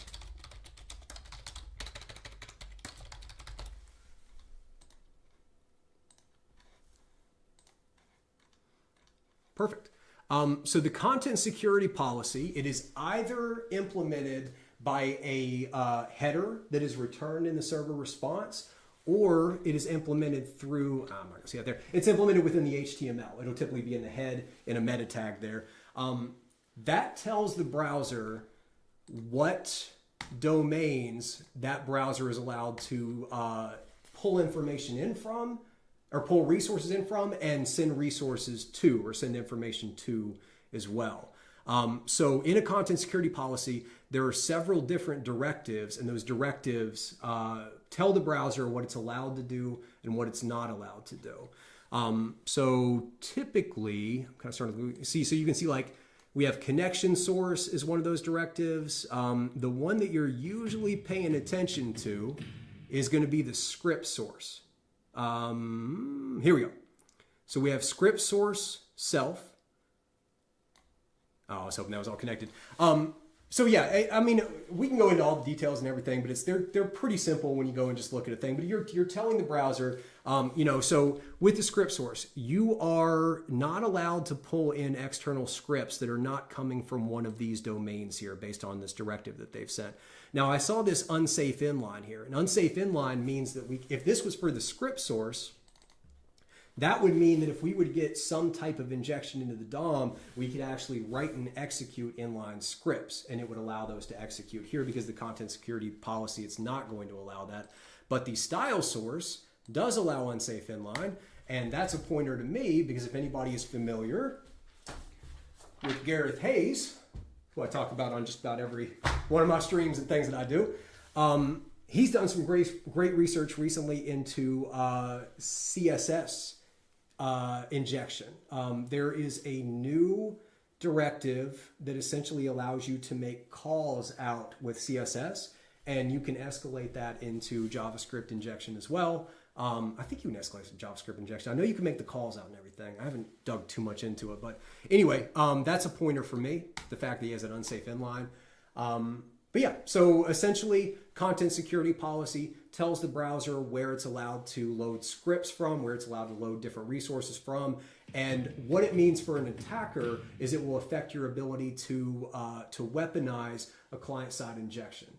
So once you get that client-side injection, once you got the alert to fire, then you're like, all right, cool. I got my cross-site scripted. Now I got to figure out what the heck I'm going to do with it so I can show impact to the program. Well, here I would probably try to load in an external CSS script or write in an inline CSS script that also had that ability to make a call out, and then I would try to deliver that to a victim. Like I said, client-side injections, got to deliver it to a victim. So many people miss that when I talk it to them. People send it over and say, hey, is this a vulnerability? And I always ask them, okay, tell me how you're going to get it to the victim. And I don't really, you know what I mean? Always ask yourself that question there. How would your testing differ on an Angular single-page application versus a multi-page app? I actually noticed one of the targets I have been testing on is upgraded to a single-page application.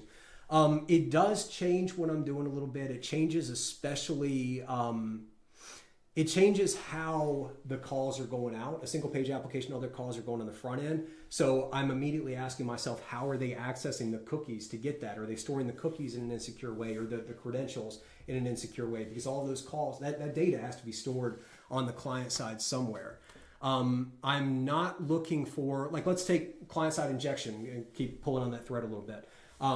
You're not going to find the typical cross-site scripting in that instance where you send a request and the server processes it and sends it back, because a lot of the processing is happening within the browser itself through client-side scripts. So I start looking for DOM-based cross-site scripting for single-page applications.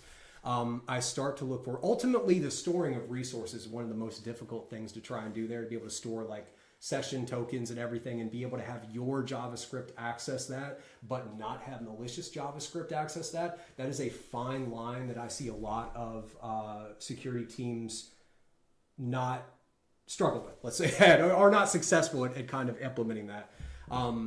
So yeah, that's the main difference there.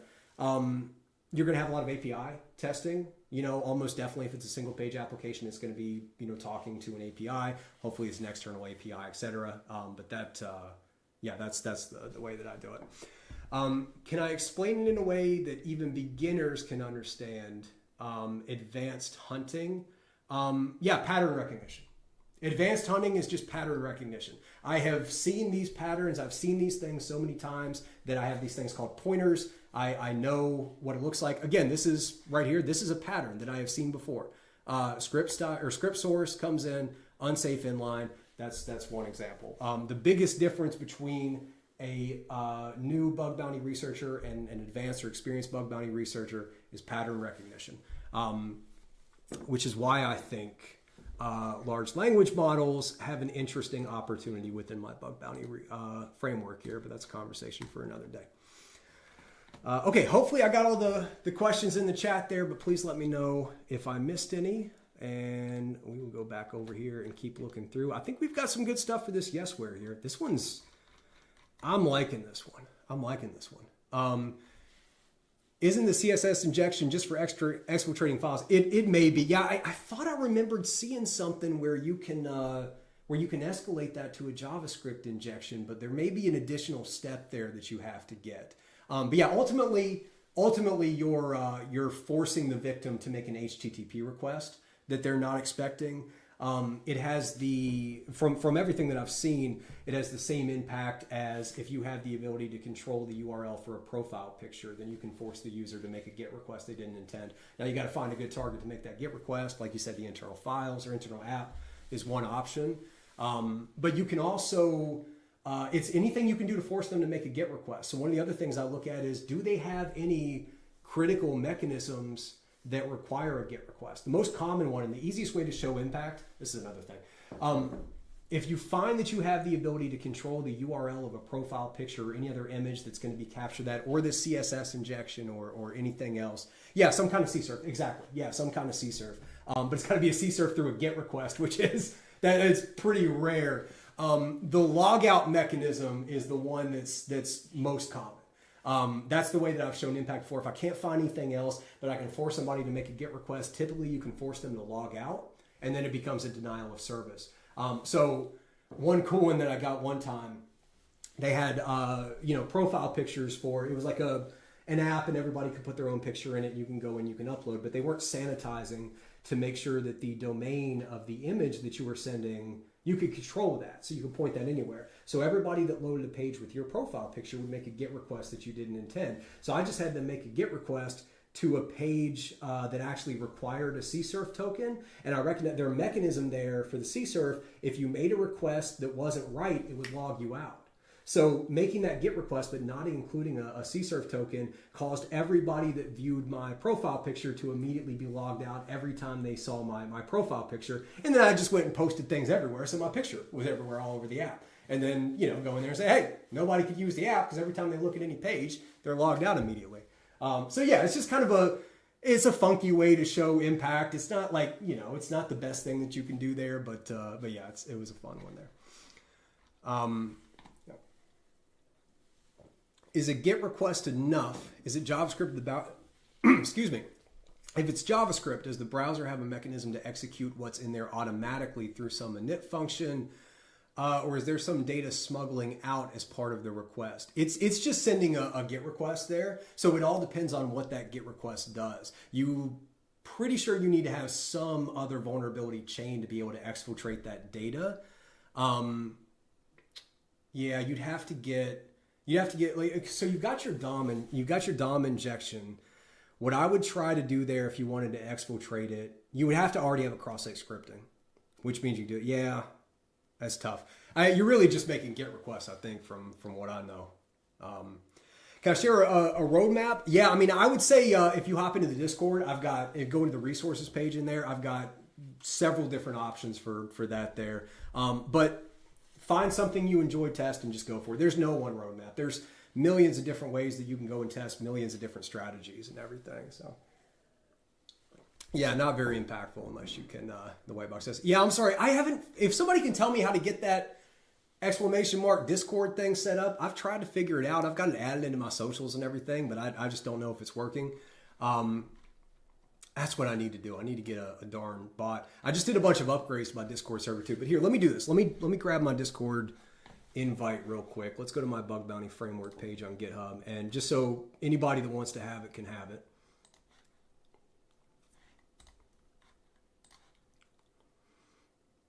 Once again, for anybody that was asking, this is my free bug bounty hunting framework. And then this link right here. Come back over here. Drop that in YouTube as well. And perfect. Said, makes Firebot. Okay, I'll check out Firebot. That sounds good. I'll definitely check out Firebot.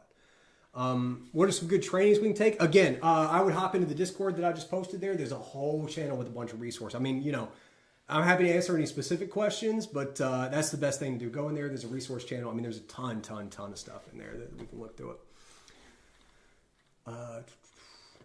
Okay, perfect. All right, where are we at here? Gosh, time is moving so much faster than I thought. Do I accept PR? Oh, absolutely. Yeah, absolutely. And if you want to get into the Discord, we have some sections there where we can talk about it if you want to collaborate or anything. But if you just see something you want to send into PR, 1000%. I can't promise I'm going to get to it anytime soon. But, and again, if we talk about it a little bit more, it'll probably be more on my radar. But yeah, there's been a few people in the community that have just sent blind PRs to me without mentioning anything. And I've gone through and looked through the code. It's been solid and we've gotten immersed in there. So always love that. Always love that. Yes, there are links in my About section that I got added. I hope. I was doing a ton of stuff with Discord and everything else. And yeah, I try my best. I'm still learning all this type of stuff. All right, so what do we have here? Where are we at? That's not where I want to go. Where are we at? We haven't found any internal services or any external services. We're finding a lot of APIs. I'm feeling real strongly client-side injections, especially for that one that I have in my data, hint, hint, nudge, nudge. And then I'm feeling real big on API testing. Yeah, I want to get in there and be able to get access to some of these. See if we can get a few more that might be interesting. Yes, that's interesting. Why should we have access to this? What is the report? I assume this is going to be another 401. Right here. Yep, we got more 400s, more 401s. So this is an established pattern that they have. I think this is the app. I think their app is allowing us to get in and access some of these clients, right? These client side code bases here, and then it's calling it. I just don't understand why. Once again, I think we can do this. Nope, that doesn't actually do anything.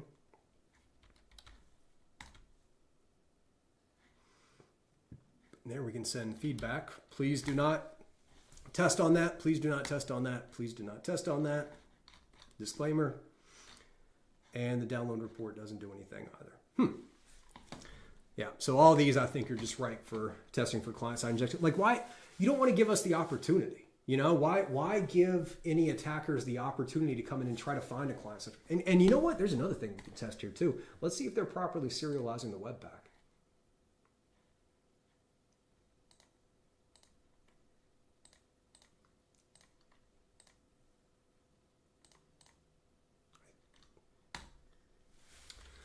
That's a lot of good extra data. That's going to be helpful in our testing. Yep. So we've got a lot of additional information in there that we can go through and figure out what's going on. Yeah, there's just no reason for it. Why? Like, there should be some type of report, or it should just kick me out. We should get a 401 initially, say you don't have any of that initial request, but they're allowing us to come in and get access to this DOM with this reports.yesware.com, right? This is a really, really critical domain within there. It shares the same, this is called an Apex domain. So you have whatever the name is along with the top level domain there, which is currently a .com. Cookies are scoped with this. If we can get client-side injections, we can use any one of these as a delivery system to steal a valid user's cookie. So again, these are all pointers. These are all telling me that this domain is worth my time. I'm super bullish about this one. And I would be very confident that members of our community could come in here, spend a couple weeks, and you could get some type of a basic bug in here and be able to get some invites into private programs. For bug bounty hunting, should we learn normal pen testing like OSCP, or should only focus on web application penetration testing? There are some programs that allow you to do some OSCP-like testing where you would go in and get a foothold, but for the most part, OSCP, especially as it is today, which to my, it's been years and years since I've done the OSCP labs, but to my understanding, they are much more about Active Directory today, not typically going to be in scope for bug bounties. The OSWA is going to be a much closer parallel, whatever you want to call it, like much more applicable.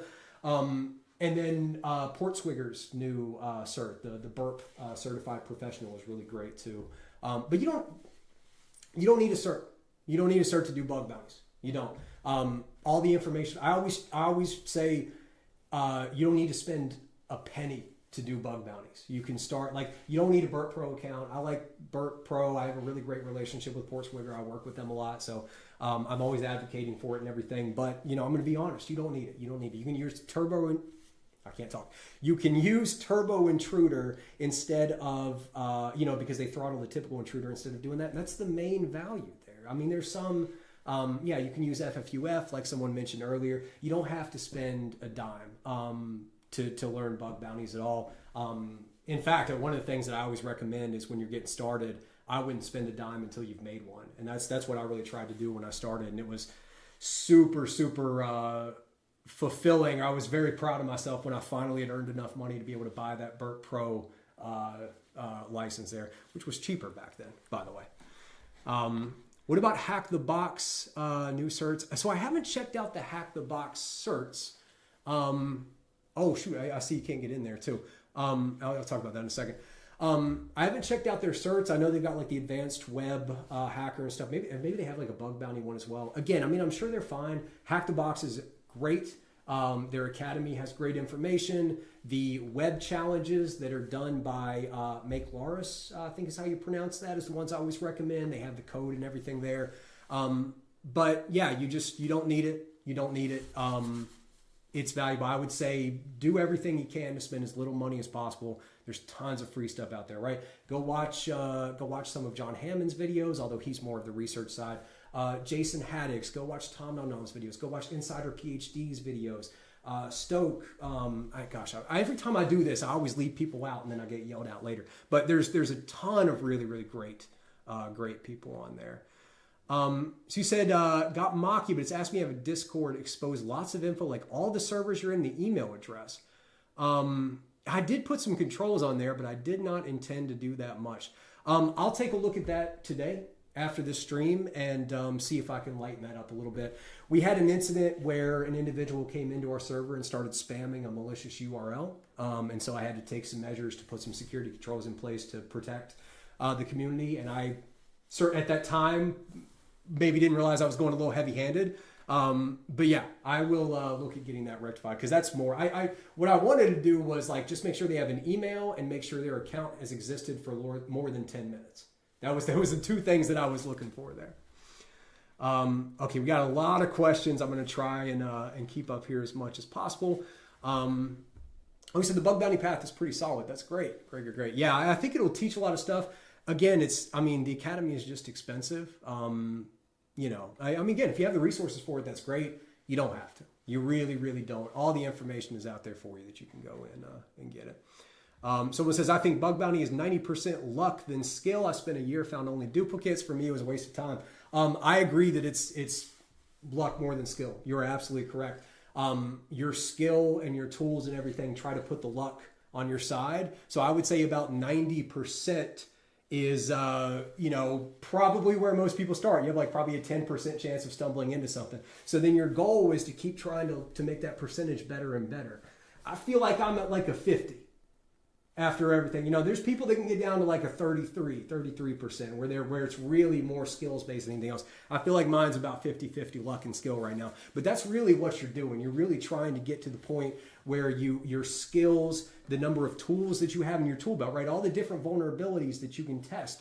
Once you have that pattern recognition, once you have the automation scripts and everything going, you can change that from luck. You can change the luck, right? You can make it so that you can end up finding a lot more. But you do have to have the skills to execute the attacks.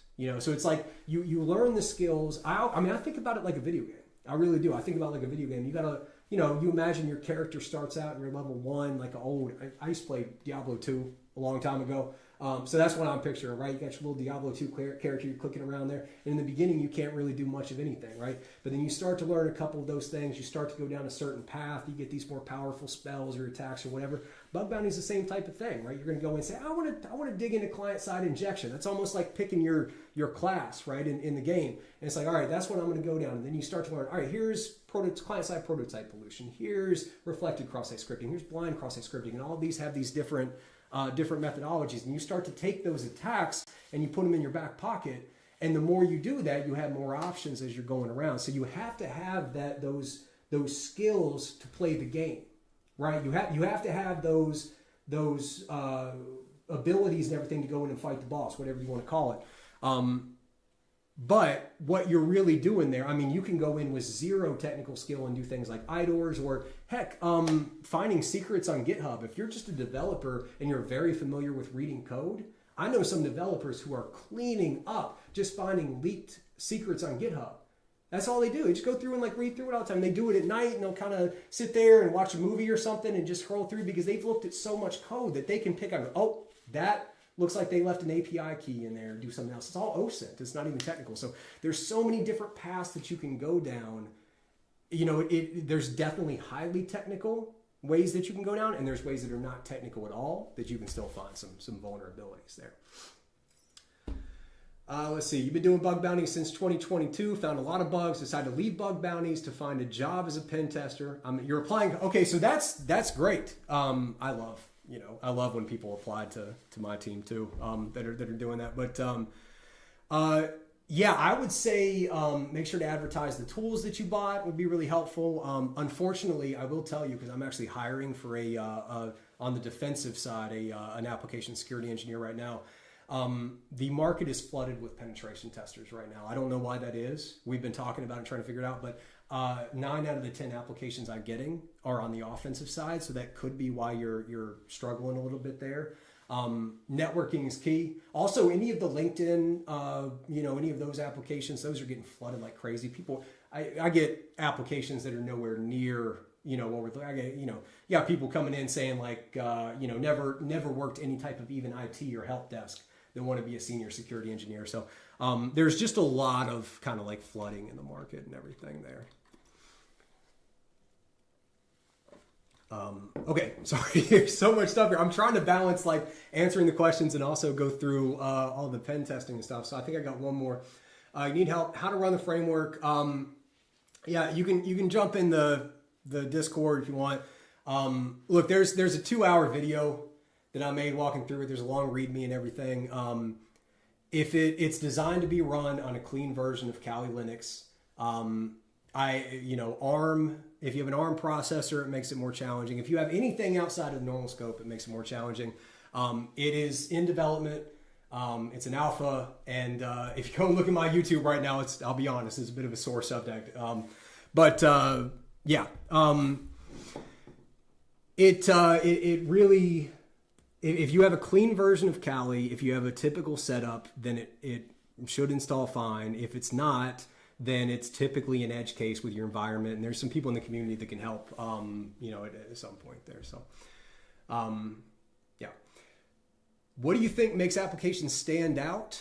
And what do I look for? I'll look for tech stacks that I like. I look for the type of testing that I want to do, and then I look for anyone that's failing to follow best practices. This is a great example right here, right? Why can we access this? Why are we getting a 401 only on the API calls? That's the thing. So there are all these things that I call pointers that I kind of go in and look at that there.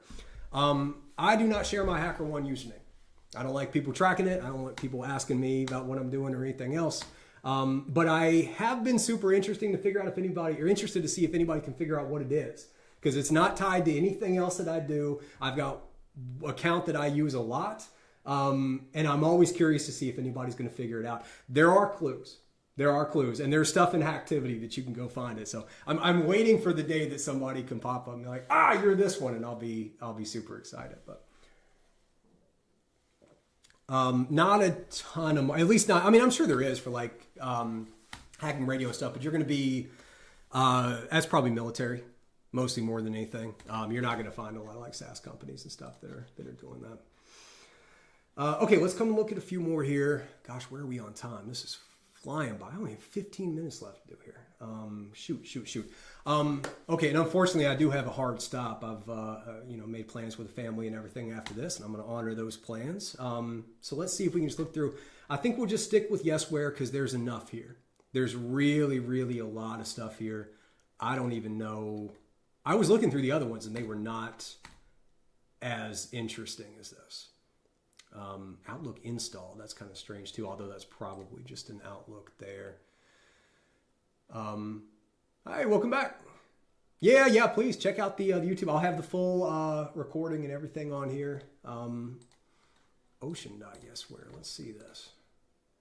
That's another one that just looks like no functionality.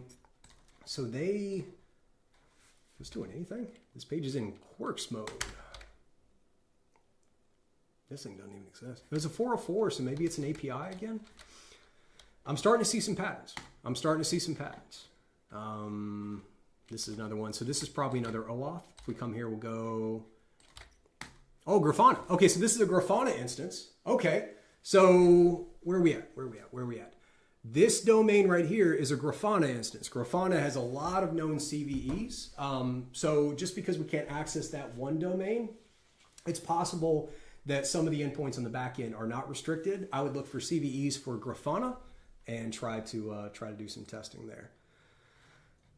This one is invalid request message data. I like that. I'm going to put this under here under the no functionality because this is one where we're going to try to get a valid response. I'm betting if we do param miner, we may be able to find a header or a parameter or anything, or a I'd go back to, I forget who said this before, but the changing the request. So maybe do a post request, maybe with JSON data or something could help. Code and stuff, you said the Vendasta partner portal ships its source map. Oh, okay. Very, very cool. Do you happen to know where that is? I haven't seen that there. We can definitely take a look. Yeah, anytime you can get the code, you'll be able to find API endpoints and stuff. That's fantastic. By the way, let me come back here and see. Did we ever find anything special?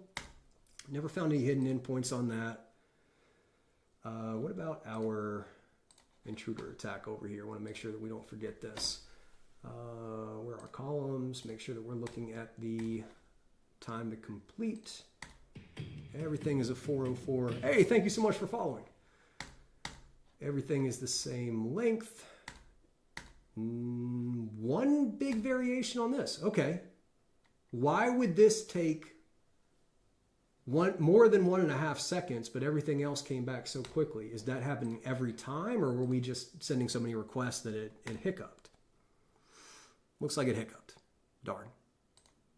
Yeah, it's come back in 52 milliseconds. So, okay, so not a lot there. I mean, there's a ton more fuzzing and ton more testing that we can do. It's just different word lists, so you just keep repeating this.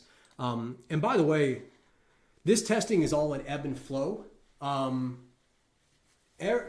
lot of people ask me this, when do you know you're done with Recon and you go to enumeration? When you know you're done with enumeration, you're going and trying to actually attack the attack vectors that you've discovered, etc.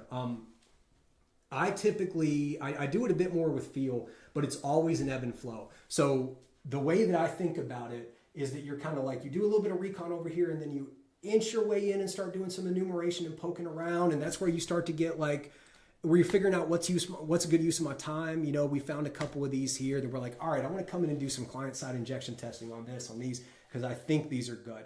So once I have, 2 or 3 here, I would jump in, I'd start doing some testing, start rolling out some basic stuff. And if I'm not seeing a lot of really interesting things, I'll put a pin in these and I'll take a step back and we'll start again, and we'll get 2 or 3 more, and I'll go in there and do it. And every time I do a couple more URLs and go through and test them again, I'm learning more and more and more about their security controls, about their their code patterns and everything.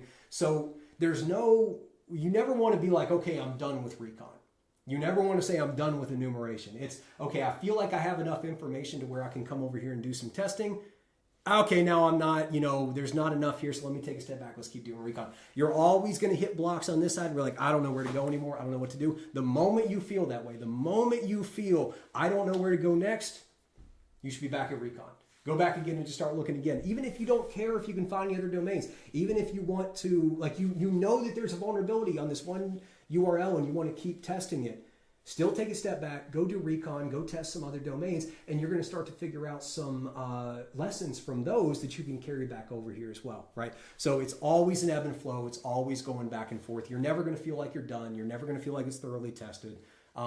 It's just kind of getting a feel and recognizing those patterns. Sorry, catching up with some stuff here in the chat. Open the partner portal in the browser. Oh, yeah. No, I saw that on one of them earlier. Yeah. There's several of them that they're shipping the code as well. They're not properly serializing the Webpack. Thank you for the follow. Yeah, I love that too.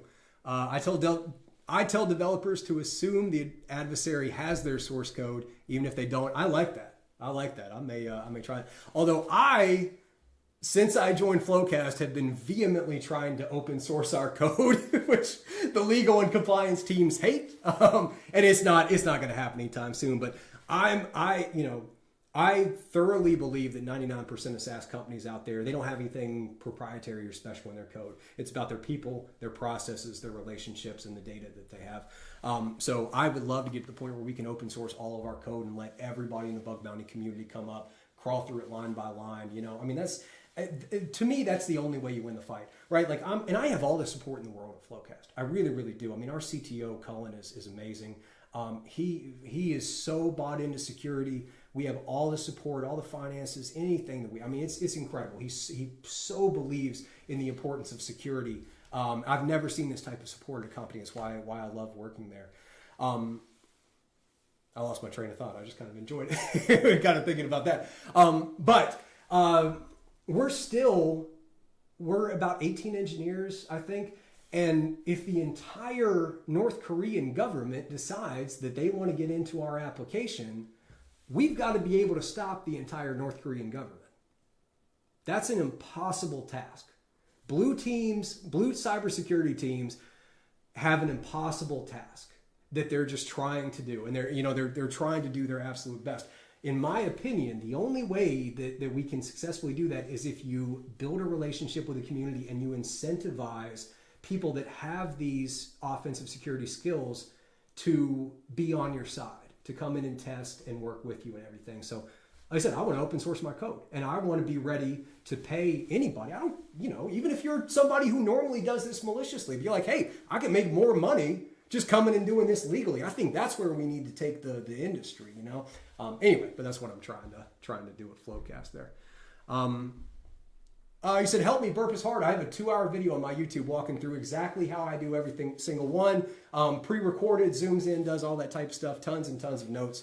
So I think that'll definitely help you there. Open source. Open source lawyers who can talk to corporate lawyers, help them understand the risk. Yeah, that would probably be helpful too. I have to say our legal team has a much larger appetite for risk than I expected when I joined. I will say that. And that's a compliment. That's a compliment in my opinion. Because typically it's like a hard no and everything. And I have been able to get some things done there at Flowcast that I'm super proud of. So, okay, what do we have here? I don't have a ton more time. Let's see. Is there anything else that I want to do? Anything else I want to make sure I show from here?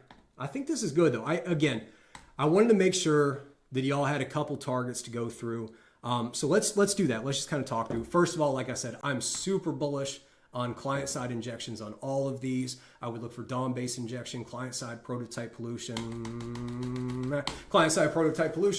I would try to target those APIs. Definitely look through that code and see if you can find any endpoints. Because remember, and I think people, especially when they're starting, don't really think about this. If you've got an API, the developers have to apply those access controls to every single endpoint.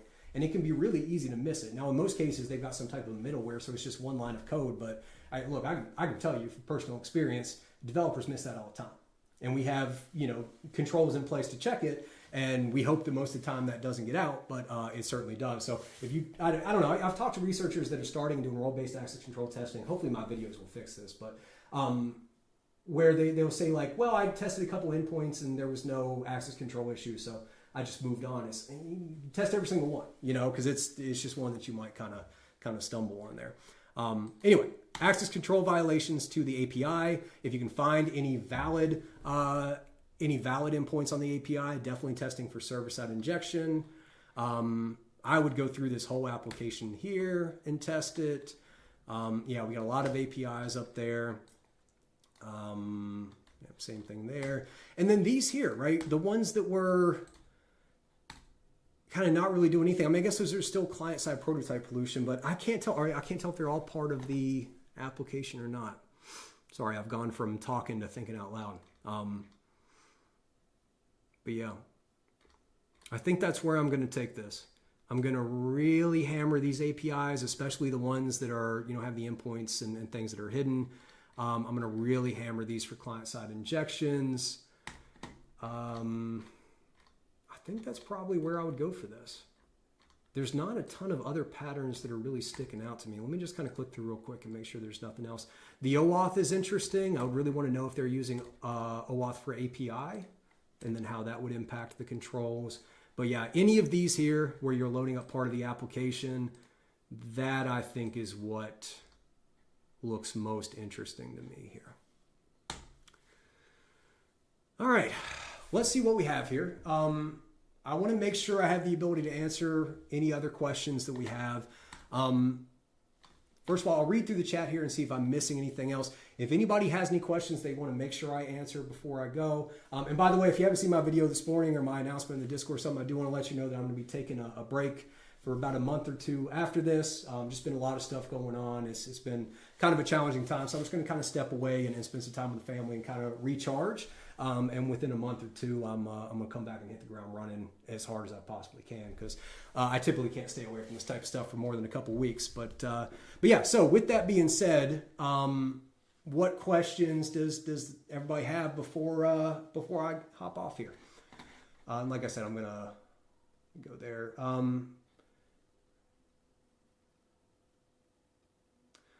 Okay, so you said, if I invited a user to my team as an admin, but that user could change my role, even that I'm the one who's the team leader and the one who paid for everything, and he can also delete you, is it a bug? It depends on if the developers intended for that role to be able to do it.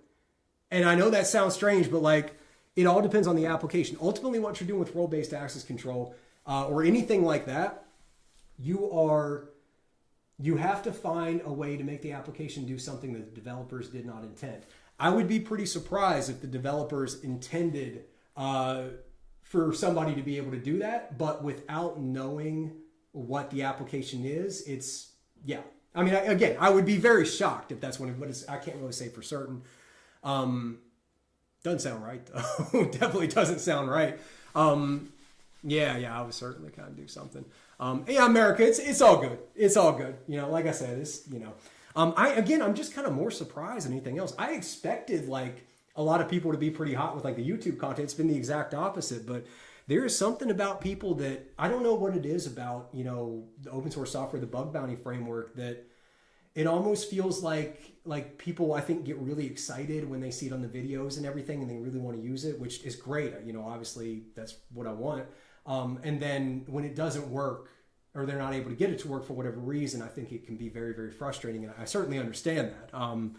But yeah, when you got people messaging, you know, threatening to find my address and do stuff like that, and, you know, spamming across my LinkedIn during the day when I'm trying to work my day job. So it gets a little much. It gets a little much. So I got to kind of, you know, put a pause on that there. So, let's see, Day 10, you're feeling Burp Suite is very hard to learn. Yeah, I mean, Burp Suite is a very, very complex tool. I guess my question also for that would be, is it that do you understand web application penetration testing, but you're just not familiar with Burp? Because ultimately, I think you have to know, like, all of those pieces of Burp are purposely built to solve problems that you're going to face while you're doing web application penetration testing. So it could be that you maybe just don't have the context to map in your head between the mechanisms and what it's actually trying to do. But yeah, I would just say just keep using it as best you can. When you find something you don't know how it works, you know, just kind of try to Google it and figure it out. But my video, I mean,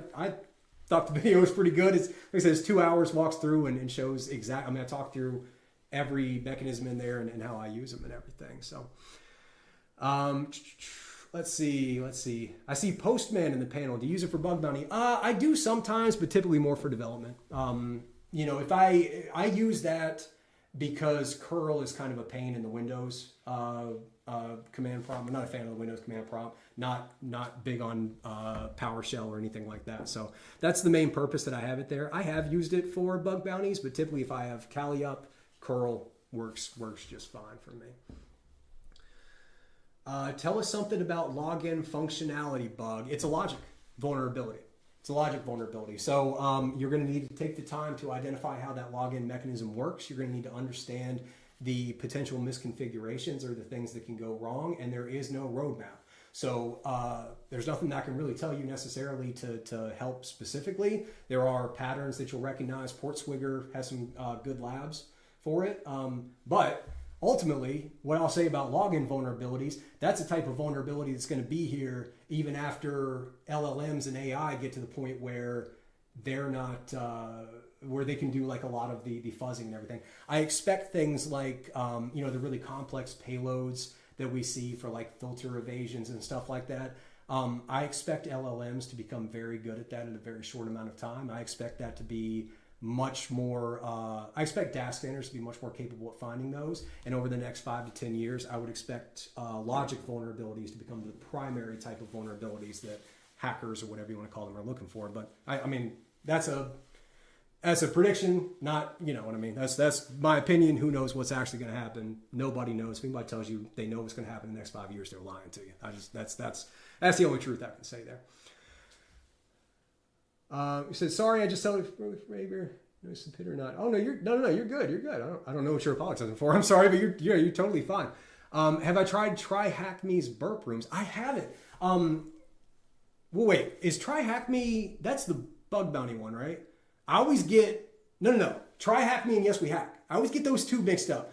TryHackMe, I think, is like the Hack the Box one, right? I think that's the one that came out after I was already, I don't know, it was pretty late in my career.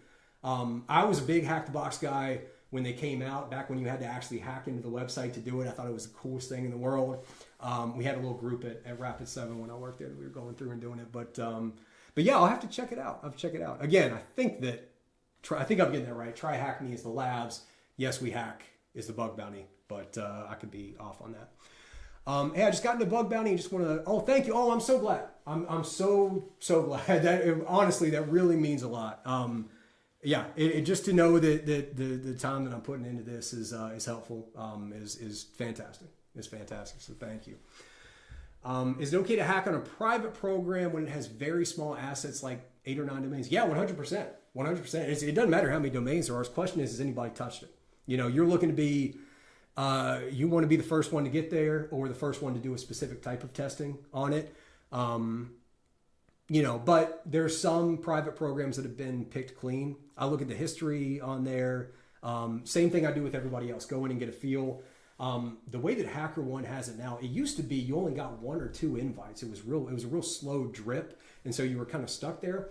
One of my buddies got their first bug recently, just a couple weeks ago, and they got 20 invites within like a couple hours to private programs. So now, granted, it was a pretty good bug, and I think they had 2 or 3 at the same time.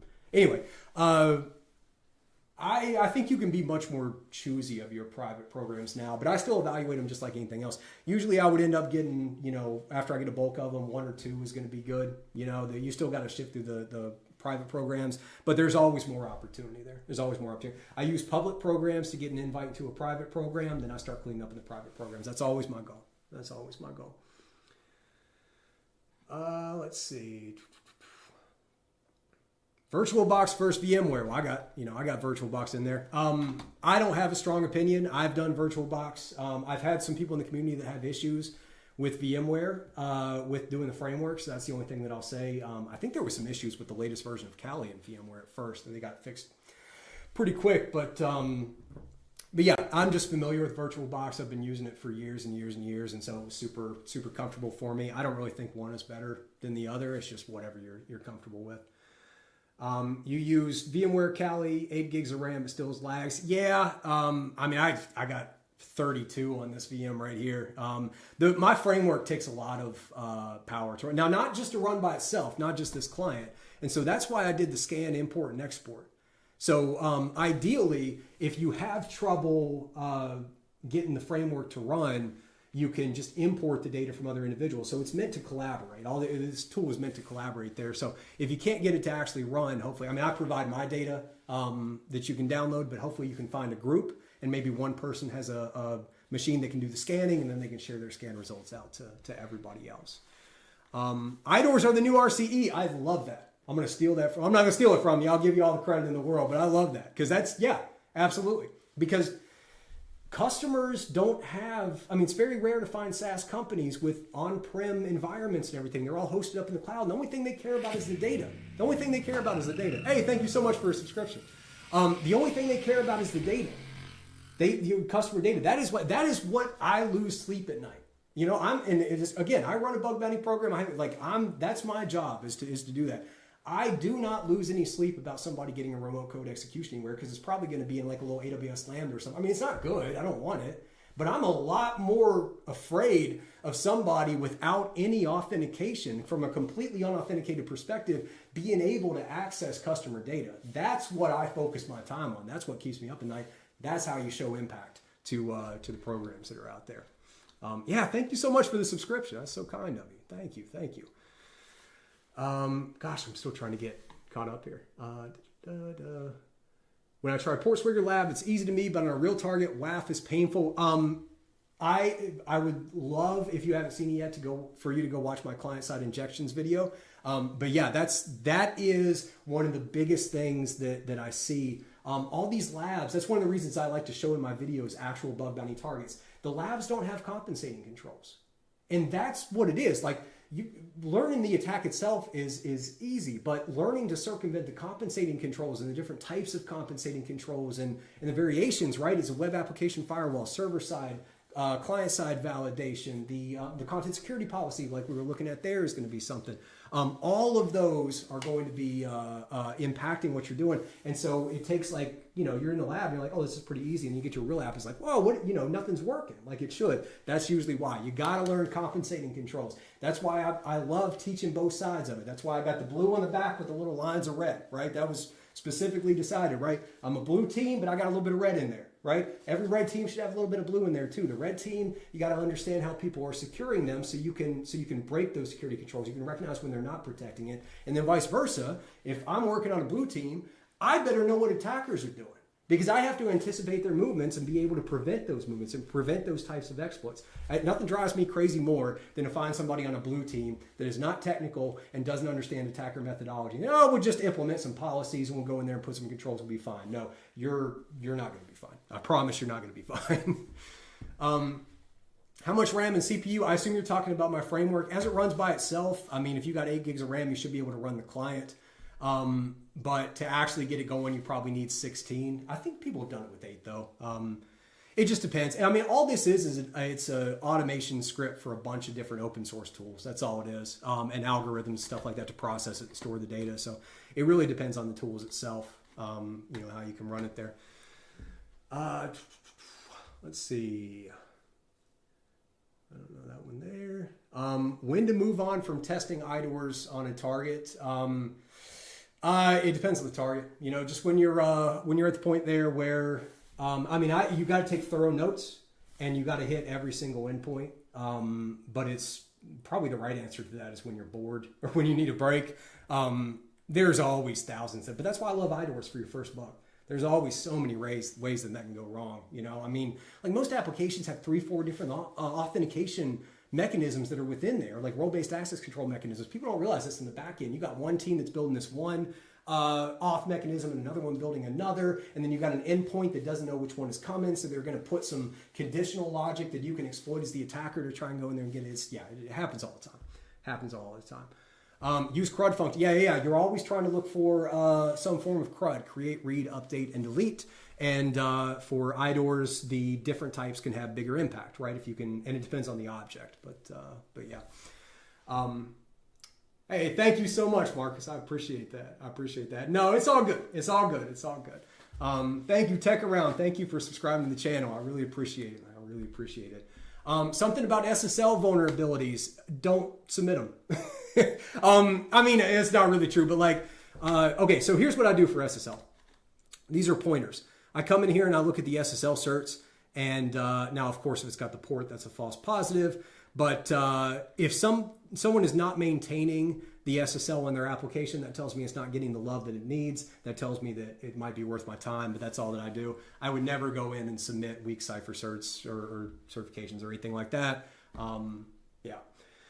Does knowing the red team field manual help? Hold on. Wait, oh, no, it's back here. There you go. There's mine. Right there. Yeah, 100%. It helps. Because you know, again, okay, so here's a good example. If we believe that, like, if we run a scanner, right? Like, if I'm on a blue team and if I'm just running scanners like Burp Suite or something in there, I have to be able to go in and validate that. I have to be able to go in and identify and get rid of the false positives. Otherwise, I'm just sending crap over to the developers to fix that doesn't even exist. So the red team field manual, now granted, this is probably more for like a corporate security type of thing because most of these are, you know, like Active Directory and stuff. Although God, it's been forever since I've actually looked at that. But yeah, a blue team should, somebody who's on a blue team should be able to use that and go in and validate the vulnerabilities that they're trying to prevent. That's how you make sure that the members of the blue team are using their time valuably. You know, they're not wasting their time trying to fix a vulnerability that can't be exploited in the first place. So yeah, big fan of that. Please share ad hoc methodologies for bypassing 403 that you see work on real world targets. Just because I don't have I mean, there's like tons of different things, but ultimately it's a word list. And ultimately, hey, thank you so much. Thank you so much for becoming a member. That's awesome. Thank you. 403 bypasser right here. See, it's just going to do a bunch of strings. It's just string checks. That's most of what you're doing. X forwarded for and those headers as well. Try to do an internal IP. Try to do the IP of the application you're targeting. If you've got the DNS records, do that as the A record. Do a local host IP. That can be another way that you can bypass those 403s. Let's see. We're going here. Do I stream regularly? I'd love to watch daily. I don't stream regularly. I stream as much as I can. Literally as much as I physically can. So to give everybody that's not familiar with me, I run the application security department for a company called Flowcast, a software company based out of California. We do have a public bug bounty program on HackerOne. So that is my core responsibility right now as we're moving towards IPO. That's my day job, but it takes about 60 hours a week, if I'm really honest, to go through and do everything. In my free time, I do these live streams. I do pre-recorded bug bounty and application security videos on YouTube. I maintain a Discord server, and I maintain the open source bug bounty framework here. So I've got a lot of pots in the fire there. I'm trying to keep up with everything as much as possible, but obviously it's all dependent on the workload of my day job there. So at some point, this will be my full-time thing, but I am very committed to helping Flowcast fully build out their cybersecurity program, take them through IPO, all the things that I've committed with them. So at this time, I just kind of do it any chance that I can. But in the future, I want to do it more and more and more. And my hope is that things will calm down more and more and more in my day job, and I'll have more time to be able to dig in and do this, especially when we get our authenticated program set up here. Could you please show a target which at one point you had a 404 and after some fuzzing you actually yeah, I can try to get one set up. Obviously I don't have one prepared right now and it'd take me a while to go and find it, but I can certainly go and try and find some. I like to have things like that prepared beforehand, so I'll certainly keep a pin in that there. Hopping over to the Discord here. Let me make sure I'm not missing anything. How much RAM and CPU? Oh yeah, I answered that one, right? Yeah, about 8, probably do 16 if you can. After importing the JSON on the framework, what else should you do? So after you import it in, if you hit process, you should have all the same data in here that I have. So at that point, you're going to go through everything that I've done, right? You're going to go through and you want to try to find targets that, these are all your live URLs. So you want to find the live URLs that you think could potentially be vulnerable, and you can go and test those. But ultimately, this is automating bug bounty recon. That's what the framework really is. And then there's some information about manual testing, CVEs. It should help populate you with all the data you need to go through a full bug bounty hunting methodology there. Do I use autorize to check or manual check for IDOR? I do autorize on penetration tests. I never do it for bug bounty hunting. I do it. I mean, it certainly can speed up the process, but it also is quite prone to false negatives. Which, you know, false positives are okay. I can go in there and dig in that false negatives, or it means you're missing something. So for bug bounties, I get very granular. I go one by one by one. I take my time. If I'm doing a 14-week penetration test, I'm probably going to go through and do that with autorize first, and then I'll go and validate and try and find any false negatives that I've found. But it's for speed. In my opinion, the best way to do IDOR is just go one by one there. Bro, if you become a teacher, thank you so much. Thank you. Have you ever thought of making a course? I just want to make everything free, you know, like, I could certainly go do a Udemy course, but then it's like anybody who, you know, 10, $11 is not that much to me, but it's certainly a lot to some people, you know, especially around the world and everything. So I just want to make everything free. I'm trying to do like the IDORs and access control series, client-side injection series, all these different series that will be kind of the format of a course. But yeah, ultimately I just want to do free courses. I just want to do free information that's out there and kind of, just get it out there to everybody. But thank you very much. I'm really, really glad you enjoy it. I enjoy them too. Like I said this in my video earlier. I said I knew once I was done with this stream, I was going to be in a good mood. Y'all put me in a good mood. I really, really appreciate that. Blue Snack said, before you go, I was wondering how the Dockerization of the app is going. We're actually working on that as part of Flowcast. We want to get this running in there. So we just haven't had time. Everything's just been very, very busy lately. Trying to think if I can give any type of a timeline. But it's going okay.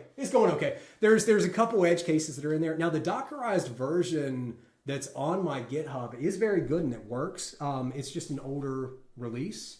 But I think I'm going to take this to be like fully Dockerized. And I'm hoping that will solve a lot of the troubleshooting issues.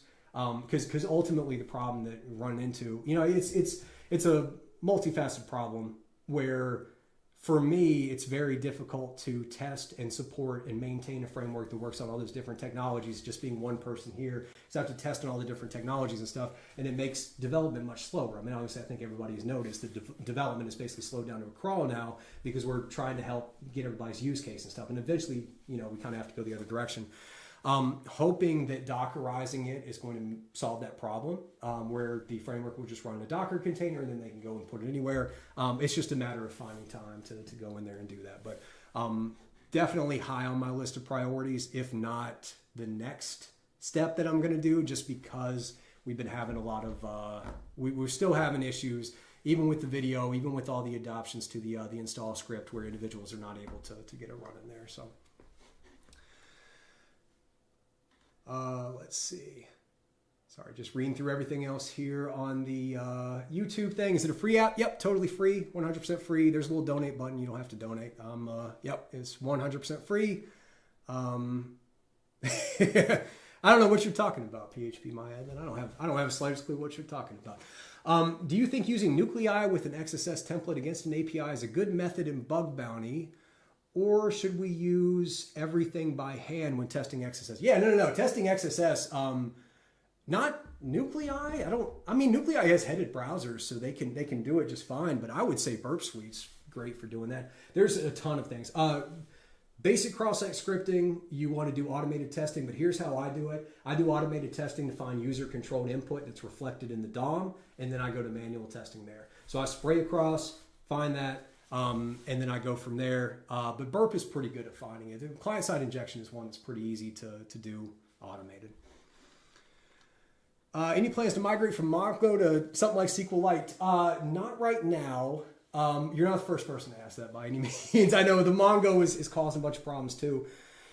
But the reason I chose the tech stack that I did is because in a lot of people that I was talking about, the bug bounty community were just not familiar with it.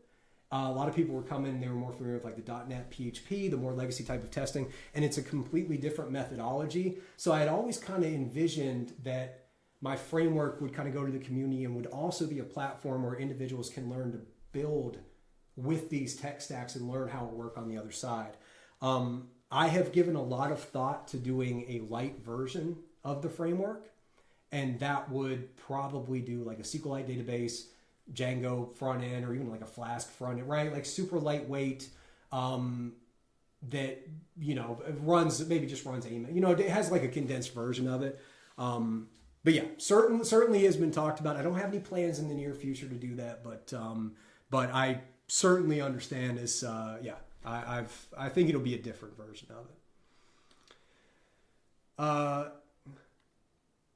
After work, then stream for 2 hours, make time for your family. It's about what it feels like. Yeah, it's tough on work days too, because I don't know when my work day ends. There's some days where it does end at like a 5 or 6 o'clock, but I really try not to make commitments to the community that I can't keep, you know?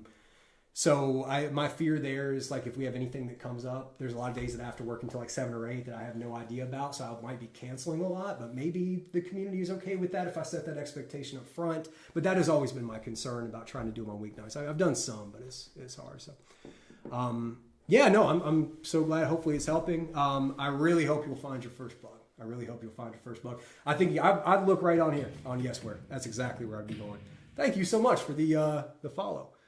All right. I think that's good. I went a little over. I'm going to get in trouble. 100%. I'm going to go down there and I'm going to be in trouble, but that's okay. That's okay. Thank you all so much. If you have any other questions or anything, let me know. I'll do my best to answer. Like I said, I am going to be taking a little bit of a break here, just for like a month or two to recharge. Although we'll see how long that actually lasts. Cause right now I'm having a really good time and I kind of want to do this some more, but, anyway, thank you all so much.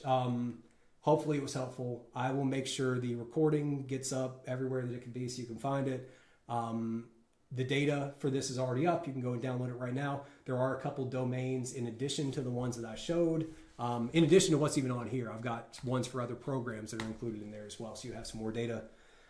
Yeah, hopefully it's helpful. Thank you all so much. And I think we're going to go ahead and call it.